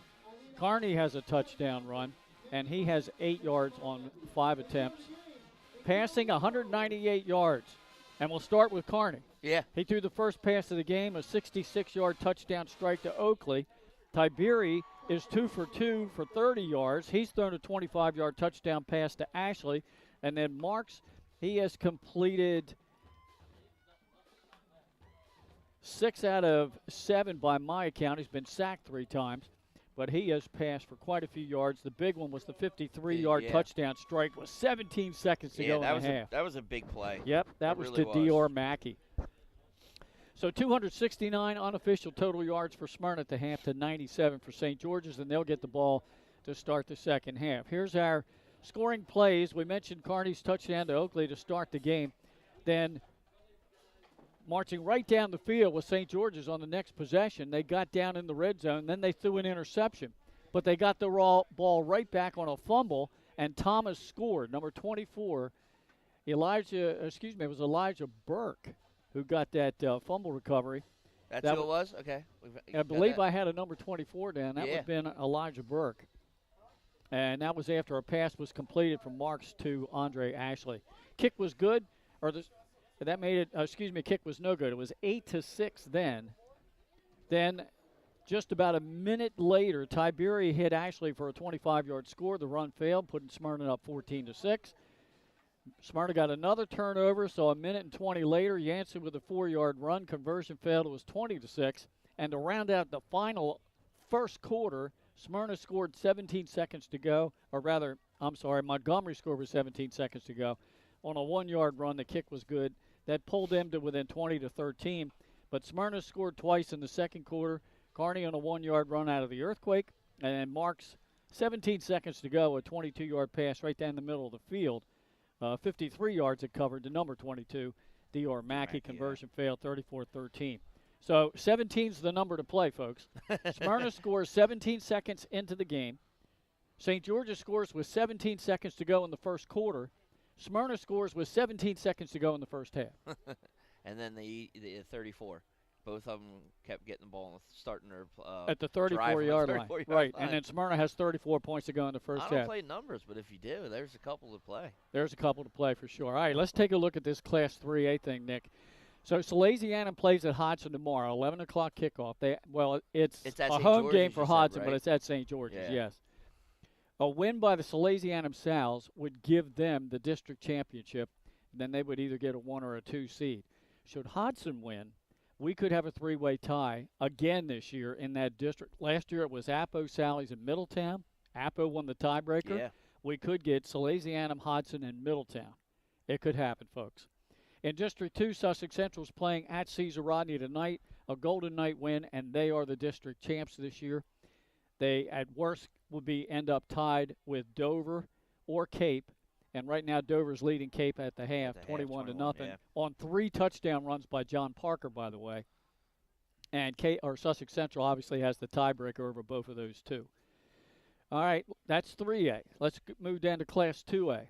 Caravel appears to be on the way to a title in the district. However, they have Red Lion next week. That's not an easy game. No, and Red Lion is leading tonight at the half over Newark, 24-0. That would set up a big game next week. They've really come on late. Red Lion has really come on late. And they're a team you got to watch. Evan Buttinger is legit. Yeah. You know? So that'll be a battle for the district title next week. Wow. To end the regular season. What a matchup. How about some of this drama coming down to the end of the season, huh? Man. That 1A is fun. 1A is fun. We'll get to that in a second. Know. Let's finish 2A. District 2, Archmere is sitting on top right now, and they have a final regular season game next week against Wilmington Friends, the defending champs. So that could be playing well. Yeah, that could be for all the marbles. All right. So Archmere will clinch with a win over Odessa this weekend, but they need Friends to lose. Archmere has beaten both Howard and Tower Hill, as Friends, Howard, and Tower Hill only have one district loss coming into the weekend. What a mess in that district. And finally, the downstate district in Class 2A. Woodbridge is the only undefeated team. They're at Sussex Tech this weekend and finished with Delmar. Milford has a loss. Delmar has a loss. So those two could have a lot to say with this whole thing. Woodbridge can clinch, though, with a win over Sussex Tech and a Delmar loss. Now let's get to the fun 1A. Yeah. Last 2 years it was Delmar St. E's. Exciting. Not this year. Not this year. No. So District 1, Tatnall is at Wilmington Charter. Wilmington Charter 4-1 in the district. Tatnall 5-0. It'll be for the district title. Tatnall can clinch with the win over Charter, but if Charter wins the game, they can't clinch until Week 10. District 2, Class 1A. Polytech playing Brandywine tonight. If Poly wins, they get the championship. They were losing at half to Brandywine 14-8. Mm-hmm. Yeah. So, big stuff. Big stuff in the playoffs. Coming right down to it. I mean, 2A, whew, you got to – that's a mess. That's fun.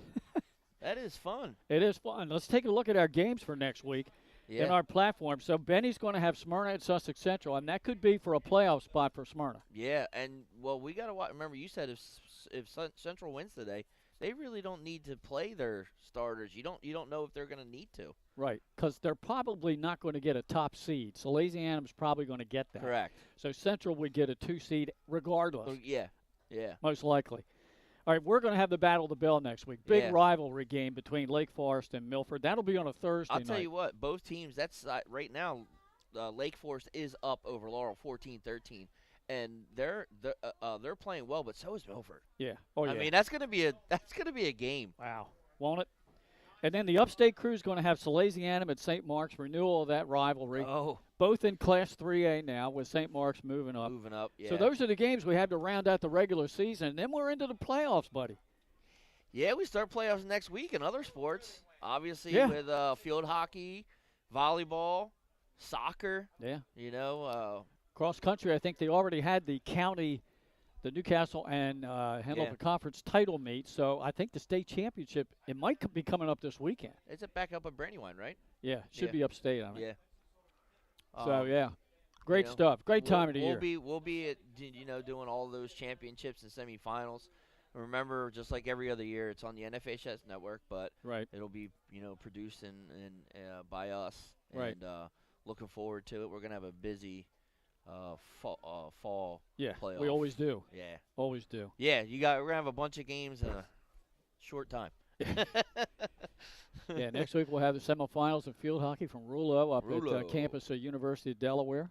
We'll bring Shannon Timmons back for those. She does just a great job for us. She does writes really good articles, too, to keep you up to date. She's so in-depth with it. I think I've learned more about field hockey reading her articles than I have in the last few years of going to the games. There you go. There you go. Should be interesting. As we're just about ready to get both teams back out on the field to start the second half of action here. Smyrna on top, 34-13.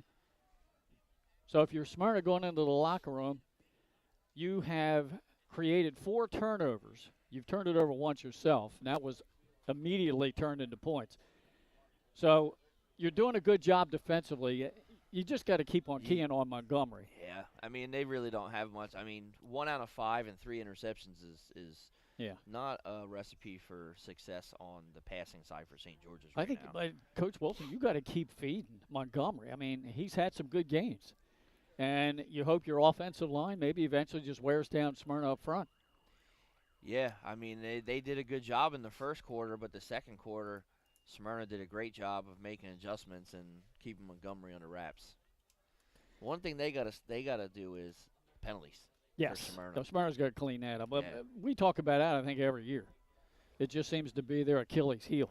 Here they are now, starting to, starting this off with that personal foul Well, it was The against them. I unsportsman. thought it was against St. George's No, on the sideline over there. No, it was against Smyrna.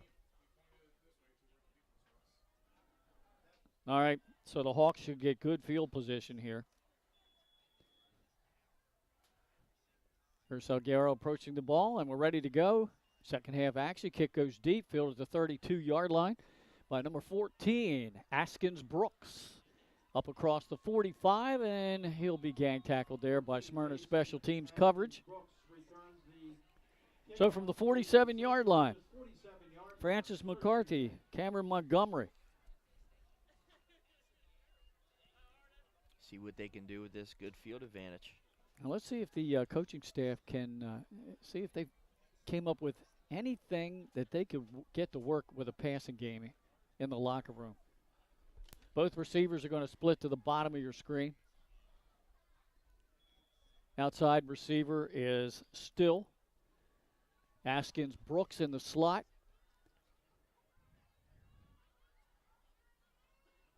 And that hard cadence has drawn Smyrna off sides, and that is Witchard at starting quarterback here in the second half for Coach Wilson. Got him to jump. Witchard was 0 for 2 passing in the first half, picked off by Corey Williams on the last play of the half. Another 5-yard penalty. I tell you what, Smyrna might have more penalty yards than St. George's has in offensive yards. It could be close. Give right up the middle. Nowhere. Montgomery. Stuck Not again. much. He might have gotten a yard, Nick. Mm-hmm. 6, Cameron Montgomery carried on the play for a gain of 1. And that, you know, you're going to have to start getting him in different positions and running up the middle against this team. You know, maybe a screen pass or a toss, you know, a pitch, something outside, Sweep. get him outside of the sweep. Yeah, get him outside of the tackles and give him an opportunity to get some space. They had success with him off the right side through the B gap in the first half. Yeah. Montgomery up the middle. Oh, hit hard. Cole Moyer Moyer. slowed him down first. I think Moyer paid for that one, too. He a little slow to get up. I said Moyer said he wears those colors so people recognize him. They're going to recognize him anyway because he is in every freaking play. There is. Wants the family to know where he is at all times. I like the Go Birds green. Yeah. Another 1-yard pickup. So 3rd down and 3 coming up from the Eagles' 46-yard line. Hawks send receivers to the top and bottom of your screen. Witchard stays in at QB. Gives to Montgomery, left side, fighting for yardage. Nope. He's not going to get there. He's Gang short. tackle by the Smyrna defense. It's going to be 4th and about maybe a yard or 2. Yeah, I mean, unfortunately, you don't have much of a choice being down 3 scores to start going for it. Oh, yeah. And at this point on the field, why not? Yeah. 4th down and 2 from Smyrna's 45-yard line. Defensive change coming in for the Eagles is Caleb Aqua. He's a 6'2", 260-pound senior. And coming off the field is Nazir Evans, the safety. Smyrna getting a little bit more aggressive up front here with this set. Both receivers split to the bottom. Well, 2 to the bottom, 1 to the top now. Witcher with the hard cadence trying to draw Smyrna off. Yeah, he is. Finally gets the snap, gives it right up the middle to Montgomery. He's gonna get it. Yep, he got a surge. It'll pin on the spot. Montgomery carried on the play close to a St. George's first I think down. he's got it. Wait for everything to unpile. And, yeah, I think the spot is favorable enough to give them the first down. Uh-huh. And it is a St. George's first down. Ball on the So Montgomery approaching 100 yards rushing for the game. DMA just scored on a 90-yard play. Wow. So 16-7 now. Okay. Well, 16-6 pending. The extra. The extra. 3 receivers in this set. Witchard gives it up the middle of Montgomery. And that time he got good yardage on first down. Crashes inside the Smyrna 40 down to the 38. Yeah. Fell forward for a couple of extra yards there. 16-8. 16-8. They went for 2. And wow. Make it a one-possession game. Make it a one-possession game, yeah. Caravel's the only unbeaten team left in the state. Wow. Here we are in week 9. They're tough, too. And they've been out without one of their star running backs for a few games, who should be coming back soon for the playoffs. That's scary for them Division II teams. Yeah. Wichard hands it off to Montgomery inside the Smyrna 35, down close to the 34-yard line, just shy of the first down. Just about to say that, yep, a little shy. He made a good move there, stepping and coming back in to run on the left side of that blocker to get him a couple of extra few yards. You can tell he's really got an eye for finding the hole. Good little shoulder fake. Third down, less than a yard. This drive has already eaten up 4 minutes of the clock here in the third quarter. Well, and that's what you want to do. Right now, you want to keep the Smyrna offense off. O'Day, Morgan in motion. Montgomery right up the middle, easily got the first down yardage, just shy of the Smyrna 30-yard line. He's now over 100 yards rushing for the game. You know, when you said it, they're going to have to keep feeding him, and they are.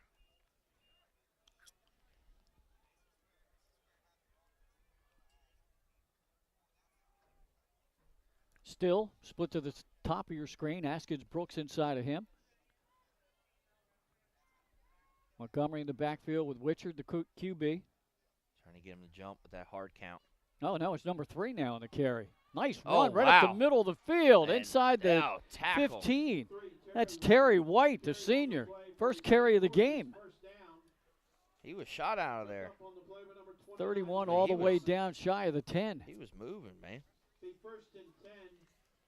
It's a 20-yard pickup by White. That was Amir Thomas with the touchdown-saving tackle for Smyrna. Now, where's that been the whole game? Right? St. George's can get a first down without scoring. They're just outside the 10. Still will split wide to the top of your screen. Askin Brooks in the slot inside of him. White stays in the game. And taking the direct snap is Montgomery. And he is spun around just inside the 10. That was blown up. 2-yard pickup. Dylan Harris. 7. 8. Dylan Harris, yep. 8. Second down and 8. Ball at the 9-yard line of the Eagles. What a drive here to start the second half for St. George's. Surprised he got positive yardage out of that, but he did. Are they going to stay with? White stays in the backfield with Montgomery. He hands it off to White. White gets down close to the 6-yard line. He's going to gain about 3 yards. Good tackle by Womack coming across the field to get that. This drive is now officially eaten up half of this third quarter. Yeah. We're inside of 6 minutes to go. Not what we've been accustomed to so far in this game. No, not in the first half. Not in the first half, especially no. the first quarter. Third down and 5 from the Eagles 6. Still split to the top of your screen. Now Wichard back in the game. Has Montgomery behind him. Now they're going to reset the wideouts to the bottom of your screen. Wichard back to pass.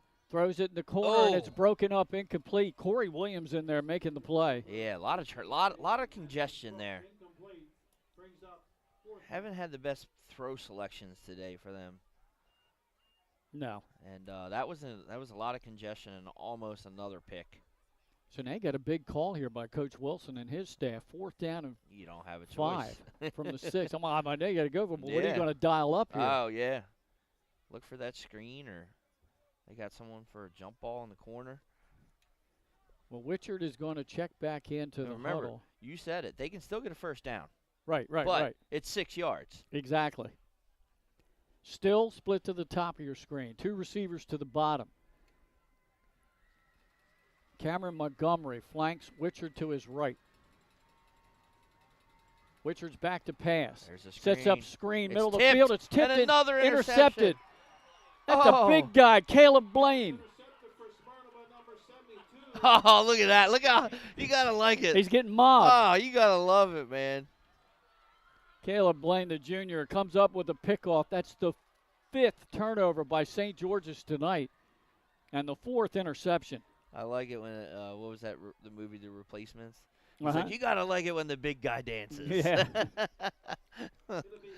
Oh, man, that just made his season, I bet, right there.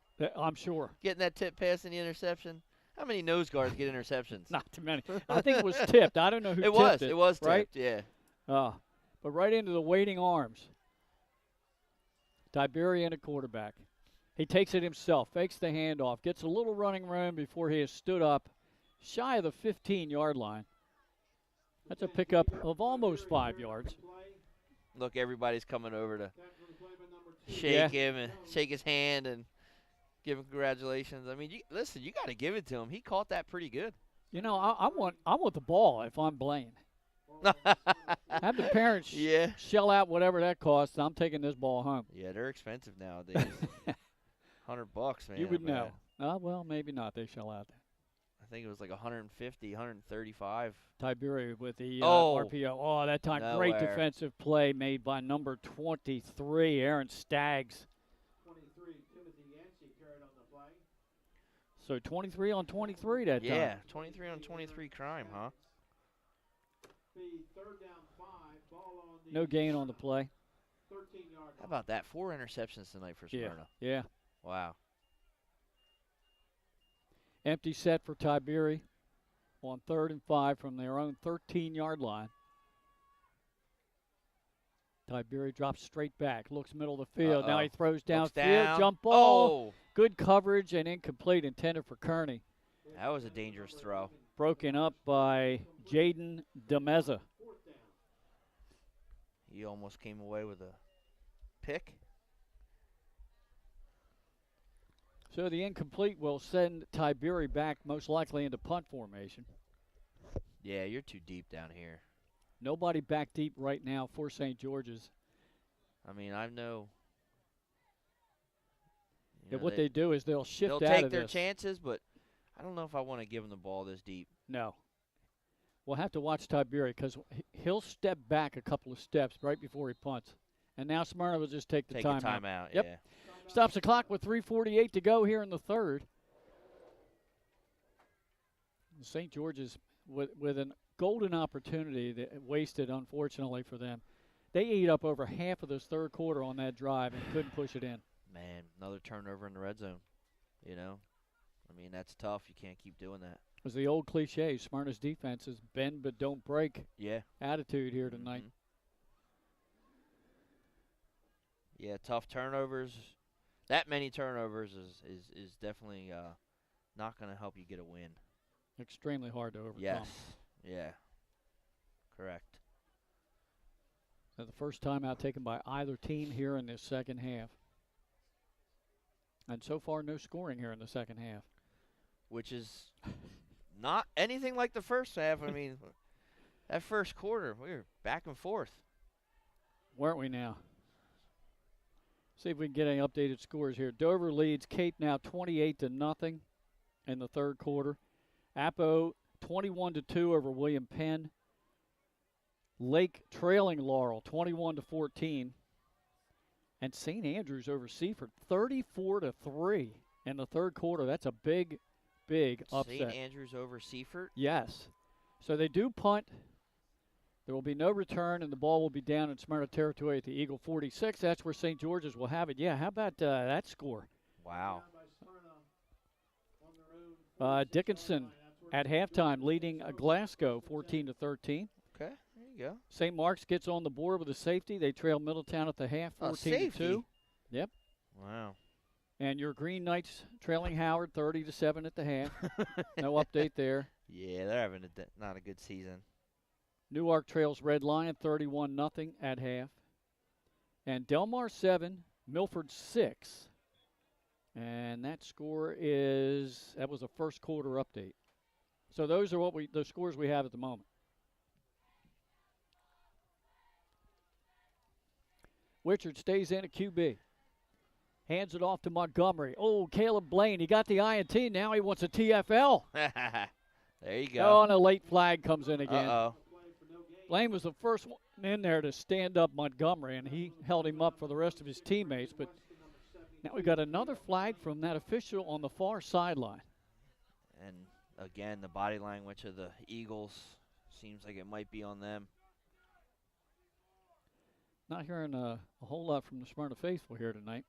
It's been pretty quiet. I have Personal foul. Yep. What else is new? And I think all of them have been called by that side judge over there. Yes, correct. He's been active tonight. Another big penalty against the Eagles. That moves the ball down inside the Smyrna 35, 34-yard line. There's that number again, Nick, 34. There it is. Look at it. It's on the scoreboard, too. I'm telling you, man, when you leave here, you got time to buy lottery tickets. I don't. I mean, I do. I think I'm going to do it. I don't even know how to do I know how to play the Powerball, but I don't know how to do the. Right up the middle. Montgomery passes it to the outside. He has a first down inside the Smyrna 20 at the 19-yard line. I think that's his best run of the night. 15-yard pickup. Now he had a 20-yarder, Nick, late. Oh, yeah, late, that's right. Yeah, I late in the remember first that now, half. yeah. So that's his second longest run. Second longest, yeah. As he's well over 100 yards rushing now in the half. Or for the game. Under 2:45 to go here in this third quarter. Wichard hands it off. Montgomery looking for room on the left side. He slashes inside the 10, and he's down at the 6, first and goal. Another touchdown-saving tackle back there. Can't see the number quite yet. Oh, couldn't see who it was. 2 consecutive double-digit carries for Montgomery. As St. George's has dominated time of possession in this third quarter, but so far no points to show for it. Can't turn it over while you're down here in the red zone First again. and goal from the 6. Oh, what a move. Montgomery passes to the outside, but what a one-on-one stop. Who came up there and made that? Corey Williams. He's been active tonight. What a great job, man. I mean, he got bounced outside, and Williams read it and just cruised in there for the tackle. 2 interceptions by him tonight. Williams, he's made a couple of stops. That one in the backfield. Yeah, he's tough. He has 5.5 TFLs this year. Just a junior. Yeah. One of the best safeties in the state. Wichard, hard cadence. Hands it off to Terry White. Fouls blocking on the right side. Tackle from behind, though, by number 7, Tristan Williams. Yeah, Williams. Williams does a great job of dragging that line and coming from behind to make that play. He's really good at that. Clock running down to 1:35 to go in this third quarter. There was a 3-yard gain there down to the Smyrna 6-yard line. So 3rd down and 6 coming up. Wichard flanked by Montgomery. 2 receivers to the top of your screen. Handoff. Montgomery started outside, cuts it up the middle of the field. Big Caleb. Yeah, host of the Eagles throwing back. Looked like he got just inside the 5. Yeah. Big Caleb Blaine right there. Well, they're going to give him forward progress all the way down inside the 3. Let's see what they dial up here. Down under a minute. Yep, from the 2. 4th down again, 4th and goal. Second time this quarter. The 2 receivers split to the bottom of your screen. See if they can get their O-line to get a push here. Wichard's flanked on his left by Montgomery. Give us to Montgomery. Right up the middle, and he's in the end zone. Great job. Great drive for them. All started with the big penalty. Montgomery's second touchdown run of the game comes with under 24 seconds to go here in this third quarter. And we'll cut this back to a 2-possession Smyrna lead. It's now 34-19 pending the extra point.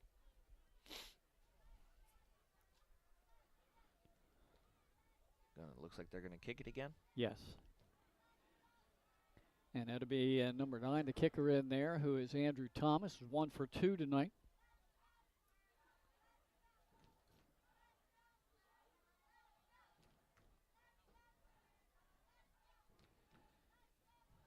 Waiting snap from center. There it is. Placement's down. Kick on the way. Has the distance. Looks good. It's good.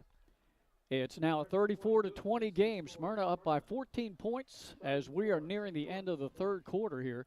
We keep it right here with just under 24 seconds to go in the quarter. Got some serious scoring going on in this one, huh?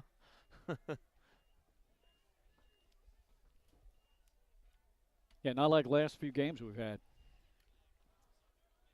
We had an 18-14 Dover over Smyrna game. Last week it was, 13-12 Central over Dover. So we've had some low-scoring games. Had some baseball scores. Yep, especially if you consider the offense of the Texas Rangers. I know, right? They can score some runs. And congratulations to them. I'm Yeah, glad I like they that finally got one first time in franchise history. I like that team. I like Simeon. I'm a fan of some of those players on that team. So Bruce Bochy, he's a special kind of coach. I like Bochy. I'm not been Smyrna around for a long time. Smyrna looking for an onside. It's a little pooch kick, and alertly one of the upbacks falls on it at the 37-yard line. Eagles will have it there. They haven't had the ball much here in this third quarter. First time they took over deep in their own end after a turnover on downs. Yeah. Or that was a turnover, interception by Blaine. Yeah. But they went 3 and out. So that was Tiberi's series. Now it's the freshman Marks. Tell you what, they got a game going on up there, that DMA Caravel. It's a one-score game, and DMA's made them kick 3 and out twice already. And they're started midway through the fourth quarter, Glenn. That's another game on our platform of Cruz. Little screen pass to Christian Carroll at midfield, makes a man miss. At the 45, he goes down for a first down. That's good for 18 yards.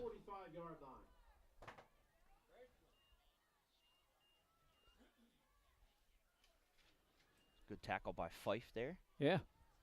So that one's a freshman connection. Quarterback to wideout. 7 seconds here. Get a playoff.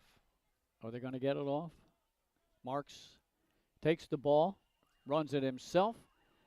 Almost went down, and he faked out 2 defenders to gain about 6 yards. And that'll bring us to the end of the third quarter. Our third quarter score, Smyrna 34, St. George's 20. We'll be back for the final 12 minutes after this. To recognize, introduce the 2023 varsity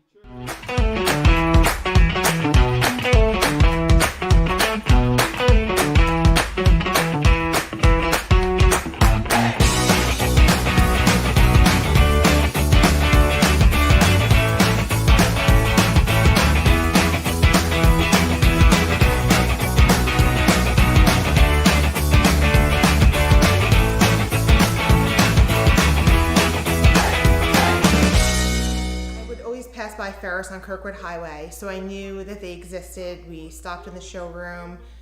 We just clicked, like from day one. They did a total kitchen renovation for us. Ferris was so organized. They were on top of everything from day one. Always here when they said they would be, always on time, kept to the schedule. The level of comfort speaking to everyone that works at Ferris, they were just super friendly, easy to talk to.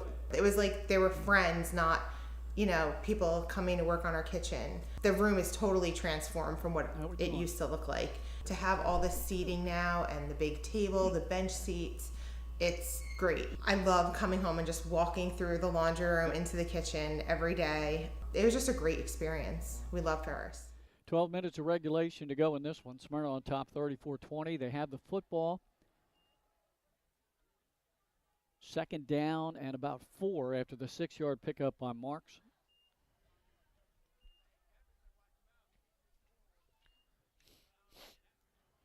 He is joined in the backfield by D.R. Mackey. Enriquez splits at the top of your screen. Oakley, the wide out to the bottom. The slot receiver is Ashley.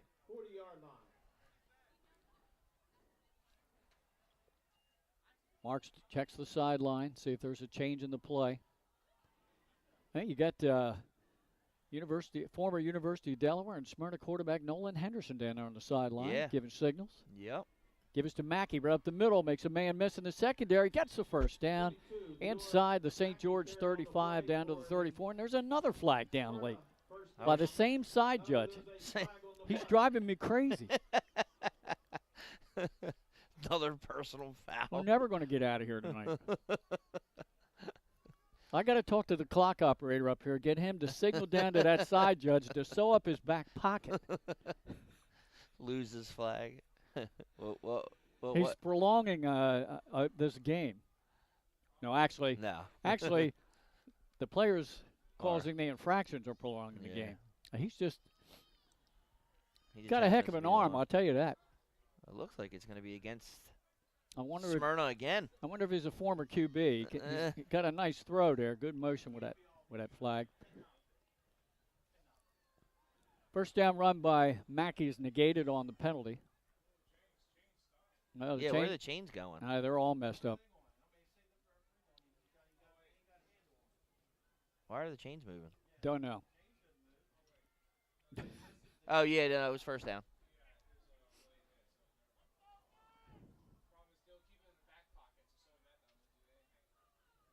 First and 10. Late hit, we were told. Yeah. St. George's 47-yard line. Trips to the bottom of your screen, lone receiver to the top. Now Enriquez will line up as a wideout as well, and it's an empty set. Mark surveys the line, takes a snap, gets good protection. Throws middle of the field, and wide open was Oakley. He turns, and it gets spun around. He's inside the 35 and pushes the pile down inside the 30-yard line. Got all that yardage back and more. Yeah, he did. How about a 20-yard pickup?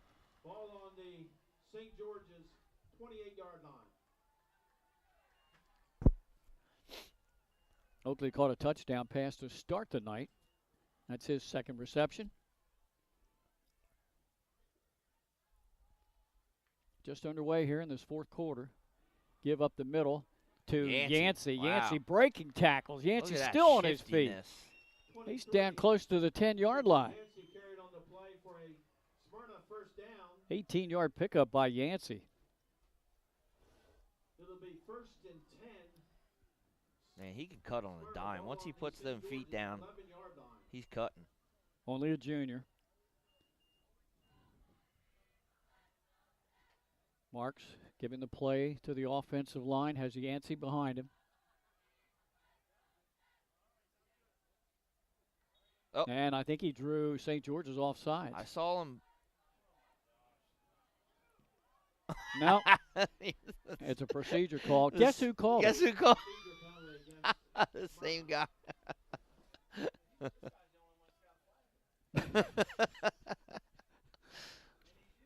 Classic. Yeah, we're having fun with this up here tonight in the press box. Good friends up here. It's just funny. It keeps happening. It's the same guy. Yeah. Backs up Smyrna, makes a first down at 15. Ball on the St. George's 16-yard line. Ball on the Hawks, 16. Ashley and Oakley split to the bottom of your screen. Enriquez to the top. And Yancey behind Marks. Yancey gets the football, follows blocking right up the middle, inside the 10, inside the 5, and in the end zone. He is in, Glenn. Yancey running with authority here in this fourth quarter, and that pushes Smyrna's lead back to a 3-possession advantage. St. George's 20. I said they were on pace for 60. Huh? Yeah. This is like a opening week college game. Yancey's second touchdown of the night. And now this has been the Achilles heel for Smyrna this year. They have not been overly successful with this 2-point earthquake offense. They have a 20-point advantage, trying to add to it here. Yeah, here they go. Kearney and Dixon in the backfield. Kearney gives it to Dixon, and he is in. He kept it. Yep. 42-20, Smyrna on top, 11:04 to go. Hey, let's hear from one of our excellent sponsors. We'll be back right after this. 42, St. George's 20. Turn your vision into a reality with Capstone Homes Design Center, bringing personalization, luxury, and quality all into one location, where you'll meet with our certified design consultant that'll show you exactly what you're choosing, so you can make the best choice for you when designing your new home. From first home to vacation houses, we build and design homes for everyone. Set up your appointment now and design your dream home today at Capstone Homes.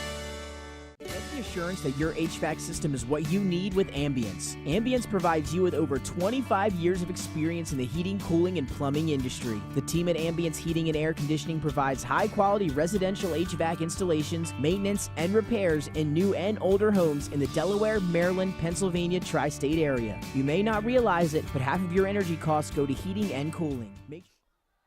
All right, here's the kickoff. So Garrow just punches it up to the front line special teamers, and St. George's will fall on at their own 47-yard line. Great field position for the Hawks, who scored the last time they had the ball. Let's see if they can do it again. A total of 62 points scored in this game tonight. It's a lot of points. And for the Hawks, I have to go back and check. This might be one of their most explosive offensive outputs of the year. Looking at some scores now, Nick, I just can't get over this one. Seaford at home trailing St. Andrews 46-3. Oh my God, that's a running clock. In the fourth quarter, St. Andrews, I can't believe that score. Wow. Dover up 28-0 over Cape. Apo still leads William Penn 21-2. Caravelle 16, DMA 8. Laurel now 28-14 over Lake Forest. Wichard fakes the handoff, throws in the far side. That was miscommunication there. Corey Williams defending, but it didn't look like Wichard and the receiver, Askins Brooks, were on the same page. That DMA Caravelle game's coming down to it. They're almost in the red zone right now, DMA is. DMA? Yeah. And they're a touchdown and two-point conversion away from time. Yep. Yeah. Last we heard, Brandywine still leading Polytech at half 14-8. St. E's 44-0 over AI. And Glasgow beats Dickinson. They come from behind to beat the Rams. Oh, they did, yeah. Yep, They were down. 25-14, the final in that one. Big first down play for DMA. They're well in the red zone right now. All right, down on the field, the Hawks with great field position and still almost 11 minutes to go in the ball game. Two receivers top of your screen, second down at 10. Wichard hands it off to Montgomery. He's trying to get away from Cole Moyer. Can't do it. Nope, Moyer brings him down. And a penalty flag. Gee, there's a shocker. That was from the back to the referee. Are we going to get a horse collar tackle? I don't know. It didn't look like he grabbed him up that high. I know, but that was the only thing I can think of in that the way that play went in that area. No gain on the play. Would have been 3rd and 10. Actually, it was a loss. They did call the horse collar. What did I say? Yeah. Horse collar penalty against Smyrna. So after the TFL by Moyer, he gets hit with a horse collar infraction. He's not happy about it. No. Uh-oh. Oh, my God. That is crazy. What's that? The ball was tipped up, and somehow the DMA receiver still caught it. It went back behind the line, and another guy picked it. Oh, my. And, like Caleb caught it here. Wow. Oh, clock. New set of downs for the Hawks offense inside the Smyrna 40-yard line. Wichard hands it off up the middle. I think it's White. I'll have to wait after they umpile and see if that was White or Montgomery on the carry. Yeah, that was Terry White that time. Good pickup on first down of 6 yards. So White has come in here in the second half, Nick, and has 3 carries for almost 30 yards. Yeah, I mean, he's fast. Nice little change of pace from the power running of Montgomery. Uh-huh. White stays in the backfield. And he gets a football. Shifty runner. He breaks into the second level, and he's all the way down inside the Smyrna 15-yard line, or the 20-yard line to the 19. Talked about that, man. He is fast. He looks like he shot out of a cannon. He picked up 14 yards there. So he's averaging almost 10 yards a carry. Wow.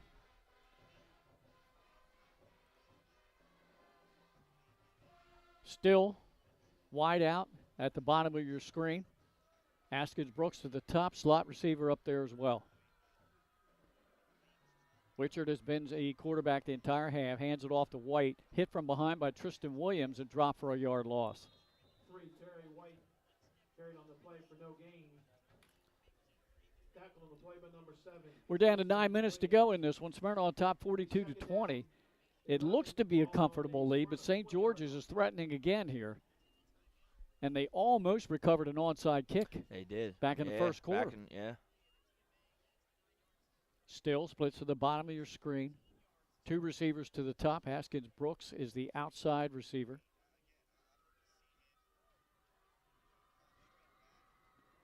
Long signal count.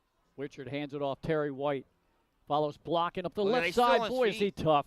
Wow. And Nazir Evans with Coming a touchdown pocket. Touchdown saving tackle by Evans. It'll be 1st and goal down at the 8. Ball on the Smyrna 8-yard line. I think right now you got to ride the hot hand, huh? How about 55 yards on 6 carries, That's all what I'm in this saying. half? You got to ride the hot hand. Yeah. I keep feeding him. Late replacement coming in for St. George's on the line. 1st and goal from the Smyrna 8-yard line. They feed it to White, gang tackle. When you run into the big bear hug arms of Caleb Blaine, you're not going anywhere. No, sir. Caleb having a game tonight.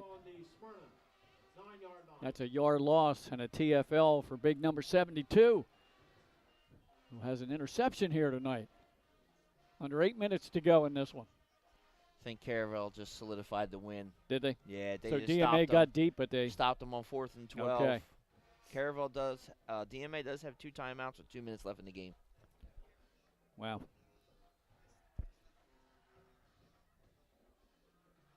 Two wideouts to the top of your screen, still to the bottom.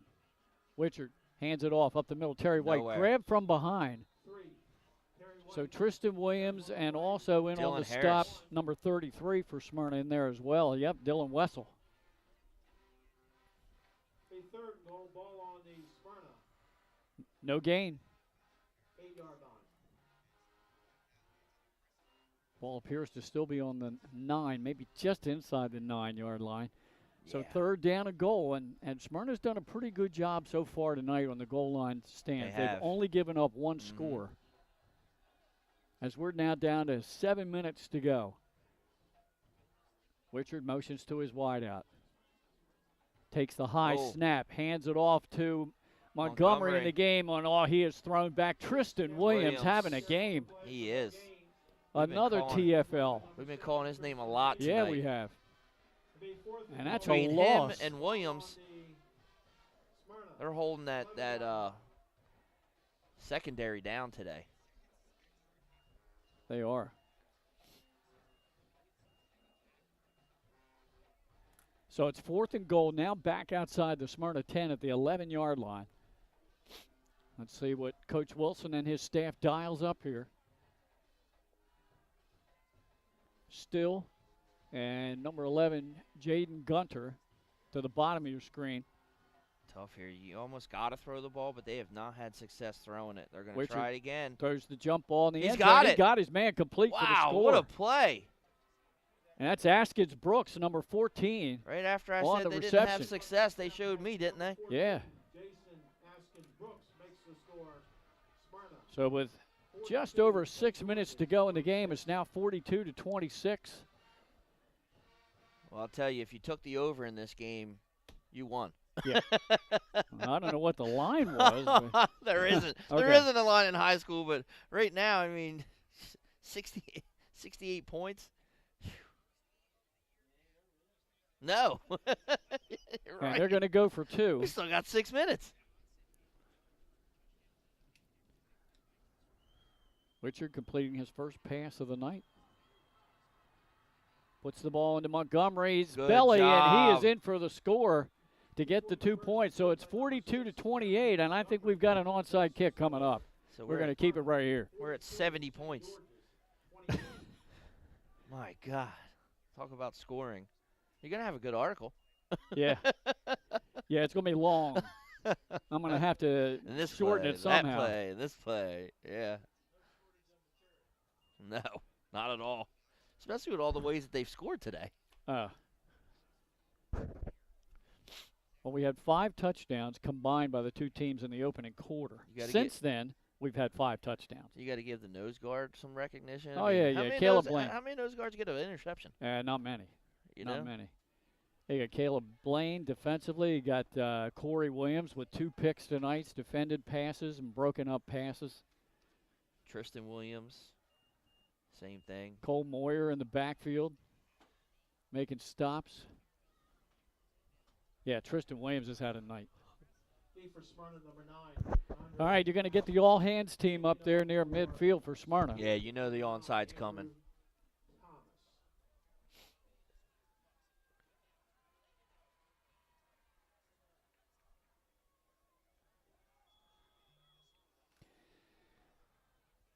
And here we go. Here it is. Approaching the ball is Thomas.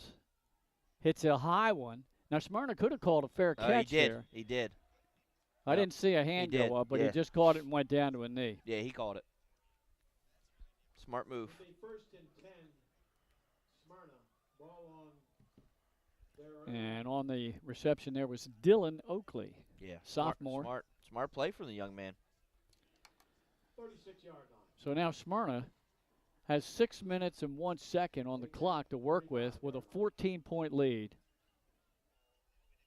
That game's going to end 16-8, Caravel. Okay. That was a good game. Yep. Really sounds like it. Caravel remains undefeated. Tough team, man. They are. Yep. And they have Red Lion next week for the district championship. Handoff right up the middle on first down. Gains about maybe 3 yards, the freshman Christian Carroll. Now we've got a whistle on, I think, an injured player down for St. George's, so official timeout here. Oh, I didn't even see the guy down. Yeah, he went down in the Smyrna backfield, and it looks like another one down at the point of contact. So 2 Hawks are down at the moment. 2? Whoa. Yeah. Man. Well, O'Day Morgan now getting up to his feet, so it looks like he's all right. Stops the clock with 5:46 to go, and this one we're going to step aside. Well, every time I say that, the injured player gets ready to get up on his feet. He's up. Good news. That's what we want to see. Yeah, keep it right here. We don't want no injuries. No. Had enough this season. That's number 66, Settles, the sophomore lineman. Plays both ways for Coach Wilson. Yeah. Wears the number of one of my all-time Eagles favorites, Bill Berge. Double 6s. Great number. Played on the first Eagles team to make it to a Super Bowl under head coach Dick Vermeil. Laurel's jumped out to a 28-14 lead. Got about 8 minutes to go in that game. Yeah. All right, injury timeout over. It's Tiberius' turn at quarterback. Hands the ball off. Christian Carroll looking for space. He got a couple of yards before he's wrapped up. Yeah, got a few. Christian Carroll carried on the play for a gain of 2. Now, it looks like he got about 3 yards there, so it's going to be 3rd down and 3. Be 3rd down 3. Ball on the Smyrna. Smyrna going quick without the huddle. Trips to the bottom of your screen. It's a pass, and Enriquez just sat right in the middle of the zone and was wide open. There he goes down the sideline, and Phoenix Enriquez is gone. This is the speed. That's what I'm talking about. If you get him the ball in space, he is special. His speed is special. He can get. They scored 2 or 3 times on that Mannheim game on that play right there. 61-yard pass play. Enriquez's first touchdown in a while. And that is his 9th touchdown reception of the year.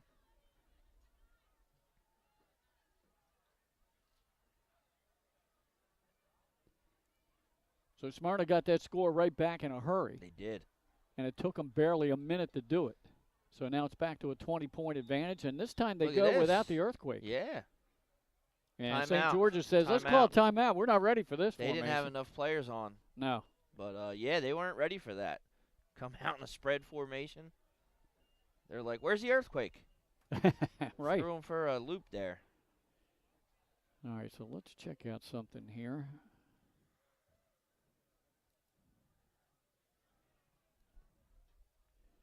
I'm going to check the website for St. George's and see. They got a chance to put 50 points up in this game. Because, like I said, they haven't scored a ton of points this year.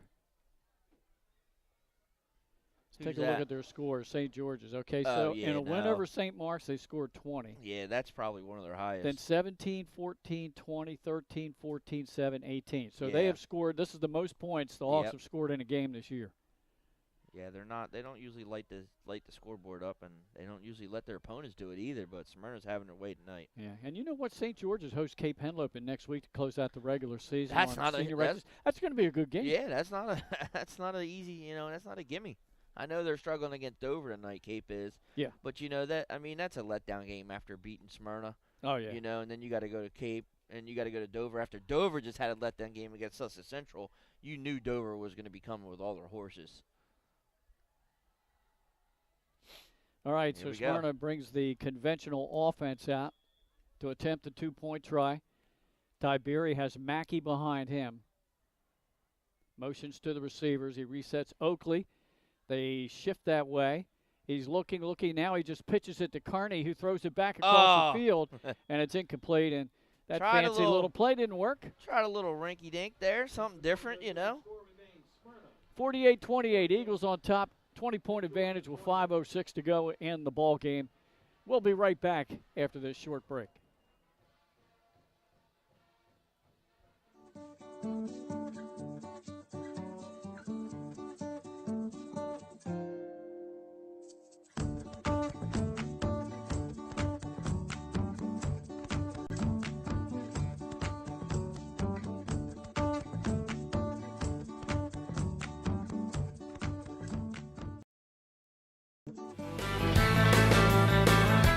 Welcome to Surf Bagel. Surf Bagel has served the community in Delaware for over 20 years, providing fresh, hot bagels, breakfast sandwiches, lunch sandwiches, wraps, salads, local coffee and smoothies, and our iconic merch. Welcome to Surf Bagel. We're stoked to serve you. Welcome to Surf Bagel. Here's Salguero's kickoff. High end over end, sails down inside the 20, picked up at the 15-yard line by Askins Brooks. Oh, up he's to the gone. 30, 35, 40. He is turns gone. the corner. Will he go the distance? No, he is gone. That's I'm a telling kickoff you. return for a touchdown by St. George's. I think we've had it all now. It was just about. Jason Askins Brooks, a junior wideout, returns that kickoff 85 yards for a touchdown. I think we've seen it all. What else have we got left? We haven't had a safety. That's it. We haven't had a field goal. And we won't get one this game. No, not in this game. Oh, man, what a game. 85-yard kick returned by number 14 for St. George's. And they're going to attempt to kick the extra point now. Try to make it a 48-35 game.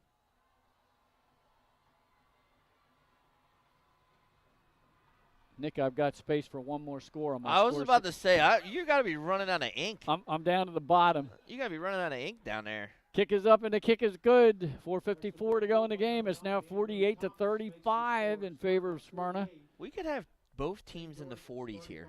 Unbelievable. Well, one thing you're definitely right about. You should have taken the over. Oh, yeah. Definitely. Oh, my goodness.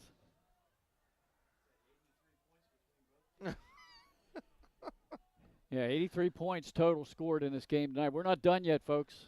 4:54 to go. Smyrna just scored on a 60-yard plus reception in the middle of the zone. Enriquez just sat there wide open, and once he got one block from a fellow wide receiver, he hit the sideline, and forget it, he was gone. That's what I'm talking about. You get him. His speed is different, and if you get him the ball in space, Yeah. He makes things happen because it doesn't look like he is, but you cannot get him when he's taken off. All right, let's run down some scores. Apo looks like they're going to win. 34-9 in the fourth quarter, lead over William Penn at home. Laurel now extending their lead over Lake Forest, 34-14 in the fourth quarter. St. Andrews 46-3 in the fourth over Seaford. That's just a shock. Red Lion 45, Newark nothing in the fourth quarter. That's going to be a big game next week, Red Lion and Caravel. All right, we're ready for the onside attempt. Here it is. There it is. And again, covered easily by Smyrna. And they'll have the ball out at their own 47-yard line. Okay, other scores, Middletown 21, St. Mark's 2. That's in the third quarter. Mount Pleasant scored, but they trail Howard 42-20 in the third. Brandywine has beaten Polytech 14-8. So the Brandywine Bulldogs, if they win next week, they will be the District 2 champions in Class 1A. But the Panthers still look like they're headed for the playoffs. Final score, Dover 35, Cape 7. Mark's turn at quarterback for Smyrna. Receivers are 2-by-2. Handoff right up the middle. I think that's Mackey. No gain on the play. So how about that game tonight, Brandywine and Polytech? What's the score? It's a final, 14-8, Brandywine. Wow. That's a nice bounce back for them after that Losing loss to last First week. State, yeah. Yeah. All right, Smyrna going quickly here. Second down and 10. Trips to the bottom of your screen. Marks, hands off again up the middle. Nowhere again. Push back, no gain. Oh. Might have got a late hit there. See if we got any other scores here. Caravel, that was final. You were right, 16-8 final. Caravel undefeated going into that game against Red Lion next week for the district championship. St. E's 44-0 over AI. Wow. Glasgow 25-14 over Dickinson, and of course First State Military got the forfeit tonight over ECHS, a game that we had previously scheduled. What's that, 7-0? Is that what a forfeit is? The actual score goes in at 1-0. Oh. Extra points, the least amount you can get. Okay. Used to be back in the day, a forfeit was 2-0. Okay. Yeah. Ashley in motion to the near side. They're going to throw. Oakley in the middle of the field. I think he stood up just shy of the first down. He's going to be short. No, I don't know. It's a favorable line from this judge on this far side. Yeah, real close. Oakley's third reception of the game by my calculations. Looks like he's going to be short, though. There's going to be 4th and inches. Yep, 4th and short. Man, we bring in the earthquake. The earthquake. Clock running with 3:15 to go in the ball game.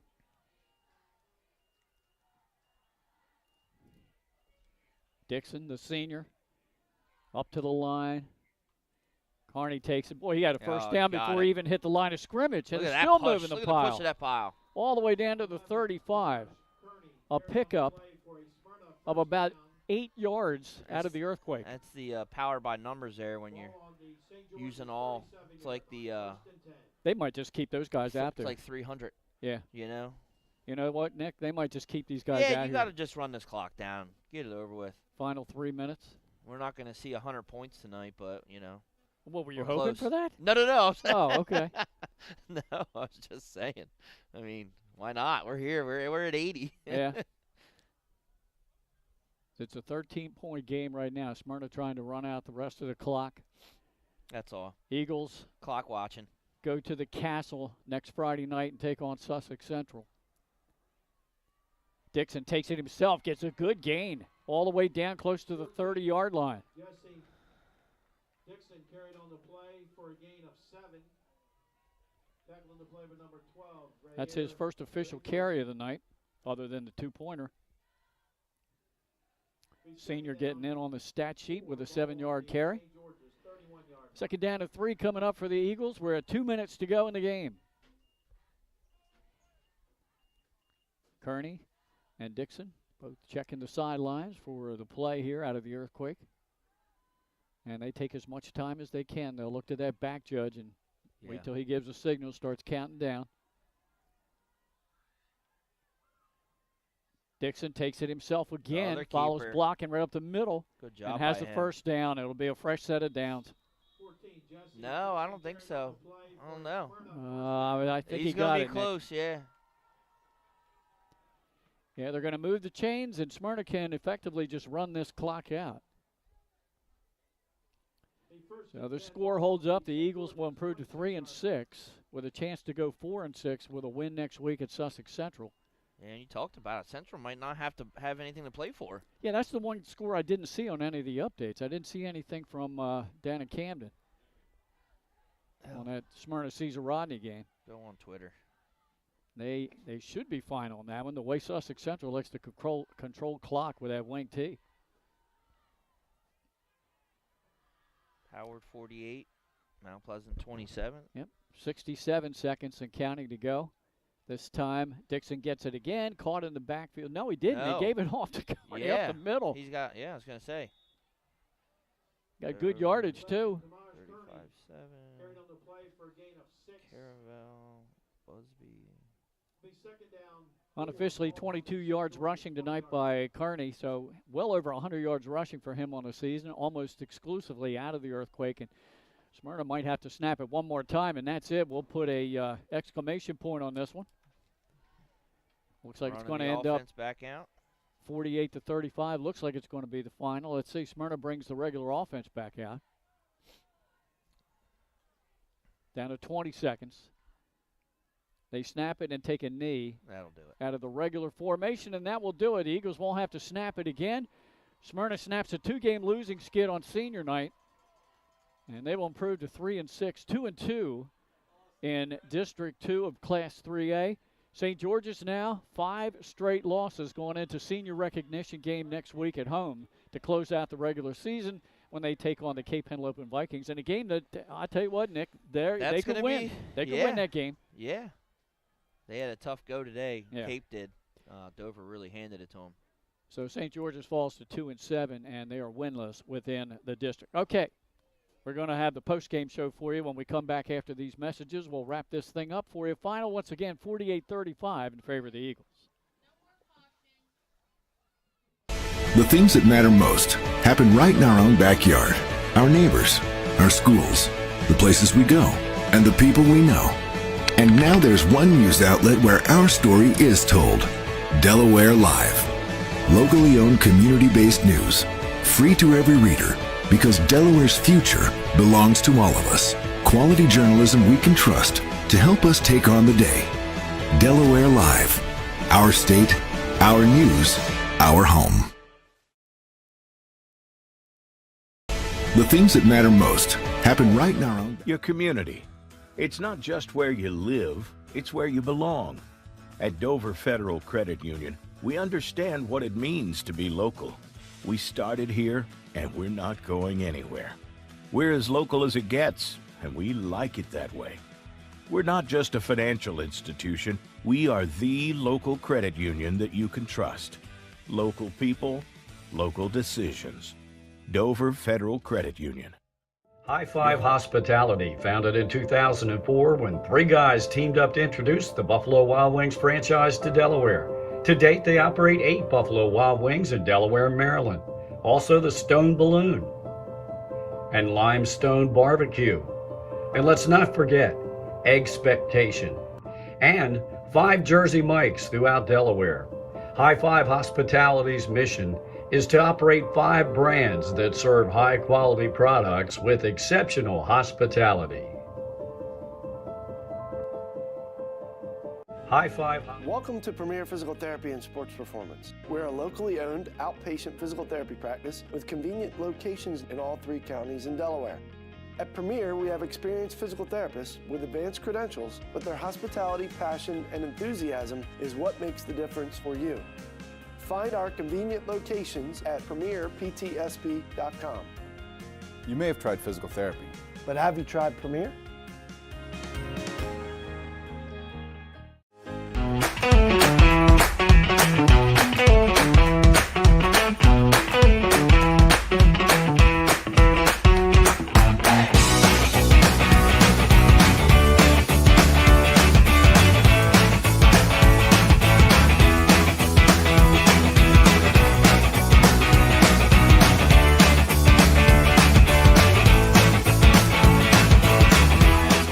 President of Sodell Concepts, the best restaurant group in the state, and we're inviting you to come join our team. Sotho Concepts is a growing hospitality company with 16 restaurants and a variety of other hospitality businesses, all located in beautiful southern Delaware. We have recently added many departments to our executive leadership team, including a training department, a property development department, and a construction department. We invite you to come live at the beach and work with a growing restaurant group with many opportunities to advance your career. Sotho Concepts Restaurant Group, come check us out.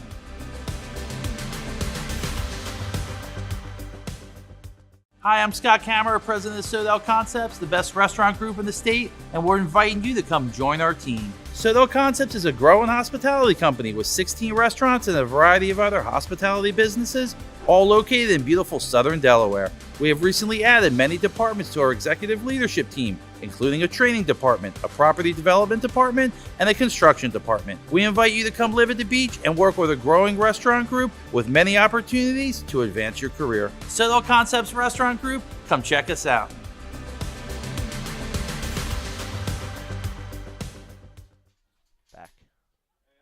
We're back here at Charles V. Williams Stadium post-game show. Glenn Frazier alongside Nick Halliday. Glenn Hiller tonight on video, still photography. I think we had them both here, Ben Fulton and Donnell Enriquez, whose son had a big night for Smyrna. Big night for the Eagles offensively. Look at the stat numbers here. Unofficial numbers, 150 yards rushing for Smyrna, led by Yancey, who scored a couple of touchdowns, and he had 50 yards on the ground. How about 308 passing yards for Smyrna? Kearney, one pass, 66 yards, a touchdown to Oakley. And then Tiberi only put it up 5 times, Nick. He completed 3 for almost 100 yards. Wow. And then Marks was 9 out of 10 for 151. St. George's, it's all on the ground. 200, or just over 200 yards rushing, led by Montgomery's 144 night. And they only completed 2 passes. 5 turnovers committed by St. George's. So it was turnovers by the Hawks, and the Eagles kept St. George's in the game with major penalties. Correct, yep. Going to have to clean that up. All right, so the final scoring in the second half, it was only 1 score in the third quarter, and that came with just 23 seconds to go in the third as Montgomery ran it in from 2 yards out on a 4th and goal. That cut Smyrna's lead to 34-20, but then we had 4 touchdowns in the fourth quarter. Yancey on a 16-yard run for Smyrna. Dixon ran in the conversion to make it 42-20. At the 6:01 mark, it was an 11-yard pass, the only touchdown pass of the night for St. George's. Yeah, and it was a nice throw. Yeah, completed from Wichard in the back of the end zone. Wichard passed it to Askins Brooks for the score. And then they ran in the 2-point try by Montgomery, cut it to 42-28, but Smyrna scored less than a minute later on a 61-yard touchdown pass from Tiberi to Enriquez. Just found him open on about a 10-yard pass in the middle of the zone, and he got to the sideline, and he was gone. I told you. It's all he needs. Passing attempt failed on the conversion to make it 48-28, and then the final score, an 85-yard kickoff return by Askins Brooks. So he scored twice in the fourth quarter for St. George's. And the extra point kick was good, 48-35, your final score. All right, let's go down some other final scores for you. It's late in the fourth. Apo is going to win tonight. They're up 34-9 over William Penn. 34-20, Laurel leads Lake, and I don't think that's gone final yet in the fourth quarter. St. Andrews, I just can't get over the score. 46-3, fourth quarter score is what we got. No final yet. Middletown 21, St. Mark's 2. That was a second half score. Howard leading Mount Pleasant 42-20 in the second half. Newark getting shut out tonight by Red Lion. Red Lion tuning up for their game with Caravel. 51-0 over a good Newark team. Yeah, Budinger went off tonight. Wow, 51-0 in that one, okay? Final, Apo 34, William Penn 17. So final there. Brandywine beats Polytech 14-8. Big game in 1A. I'm getting told that that's not a correct score. What? Right now I'm hearing that it's 25-21 Poly. Really? Yeah, that's what we just got told. Well, I mean, that's sometimes that game changer, okay. that score stream is done by people. All right, that's listed as a final, but we'll have to check on that. Dover wins tonight, 35-7 over Cape. Caravel 16, DMA 8. Final there. St. E's with a win over AI, 44-0. Glasgow 25, Dickinson 14. So those are the finals that we have. Have to keep you up to date on that other score. Benny Mitchell is now posting and saying Marty's reporting Polytech is winning. 24-21 with 5 minutes left. Okay. That was 7 minutes ago. Okay, so let's go with that. Yeah. All right. We'll So our other source was not good. Okay, that's what we have from here. Yeah, that'll do it. So we've got one more regular season game to go. Next Thursday night, join us from Milford High School as we have the Battle of the Bell, Lake Forest, against the Milford Buccaneers. Thanks to both coaches, John Wilson and Mike Judy, plus the athletic director here at Smyrna, Bill Schultz. For our broadcast crew, photographers Donnell Enriquez and Ben Fulton down on the field, Glenn Hiller on video, and my broadcast partner Nick Halliday. This is Glenn Fraser. Final score once again, Smyrna 48 and St. George's 35. Join us for the Battle of the Bell next week. Thanks for watching our live stream on Delaware Live, powered by 302 Sports. Backyard, our neighbors, our schools, the places we go, and the people we know. And now there's one news outlet where our story is told.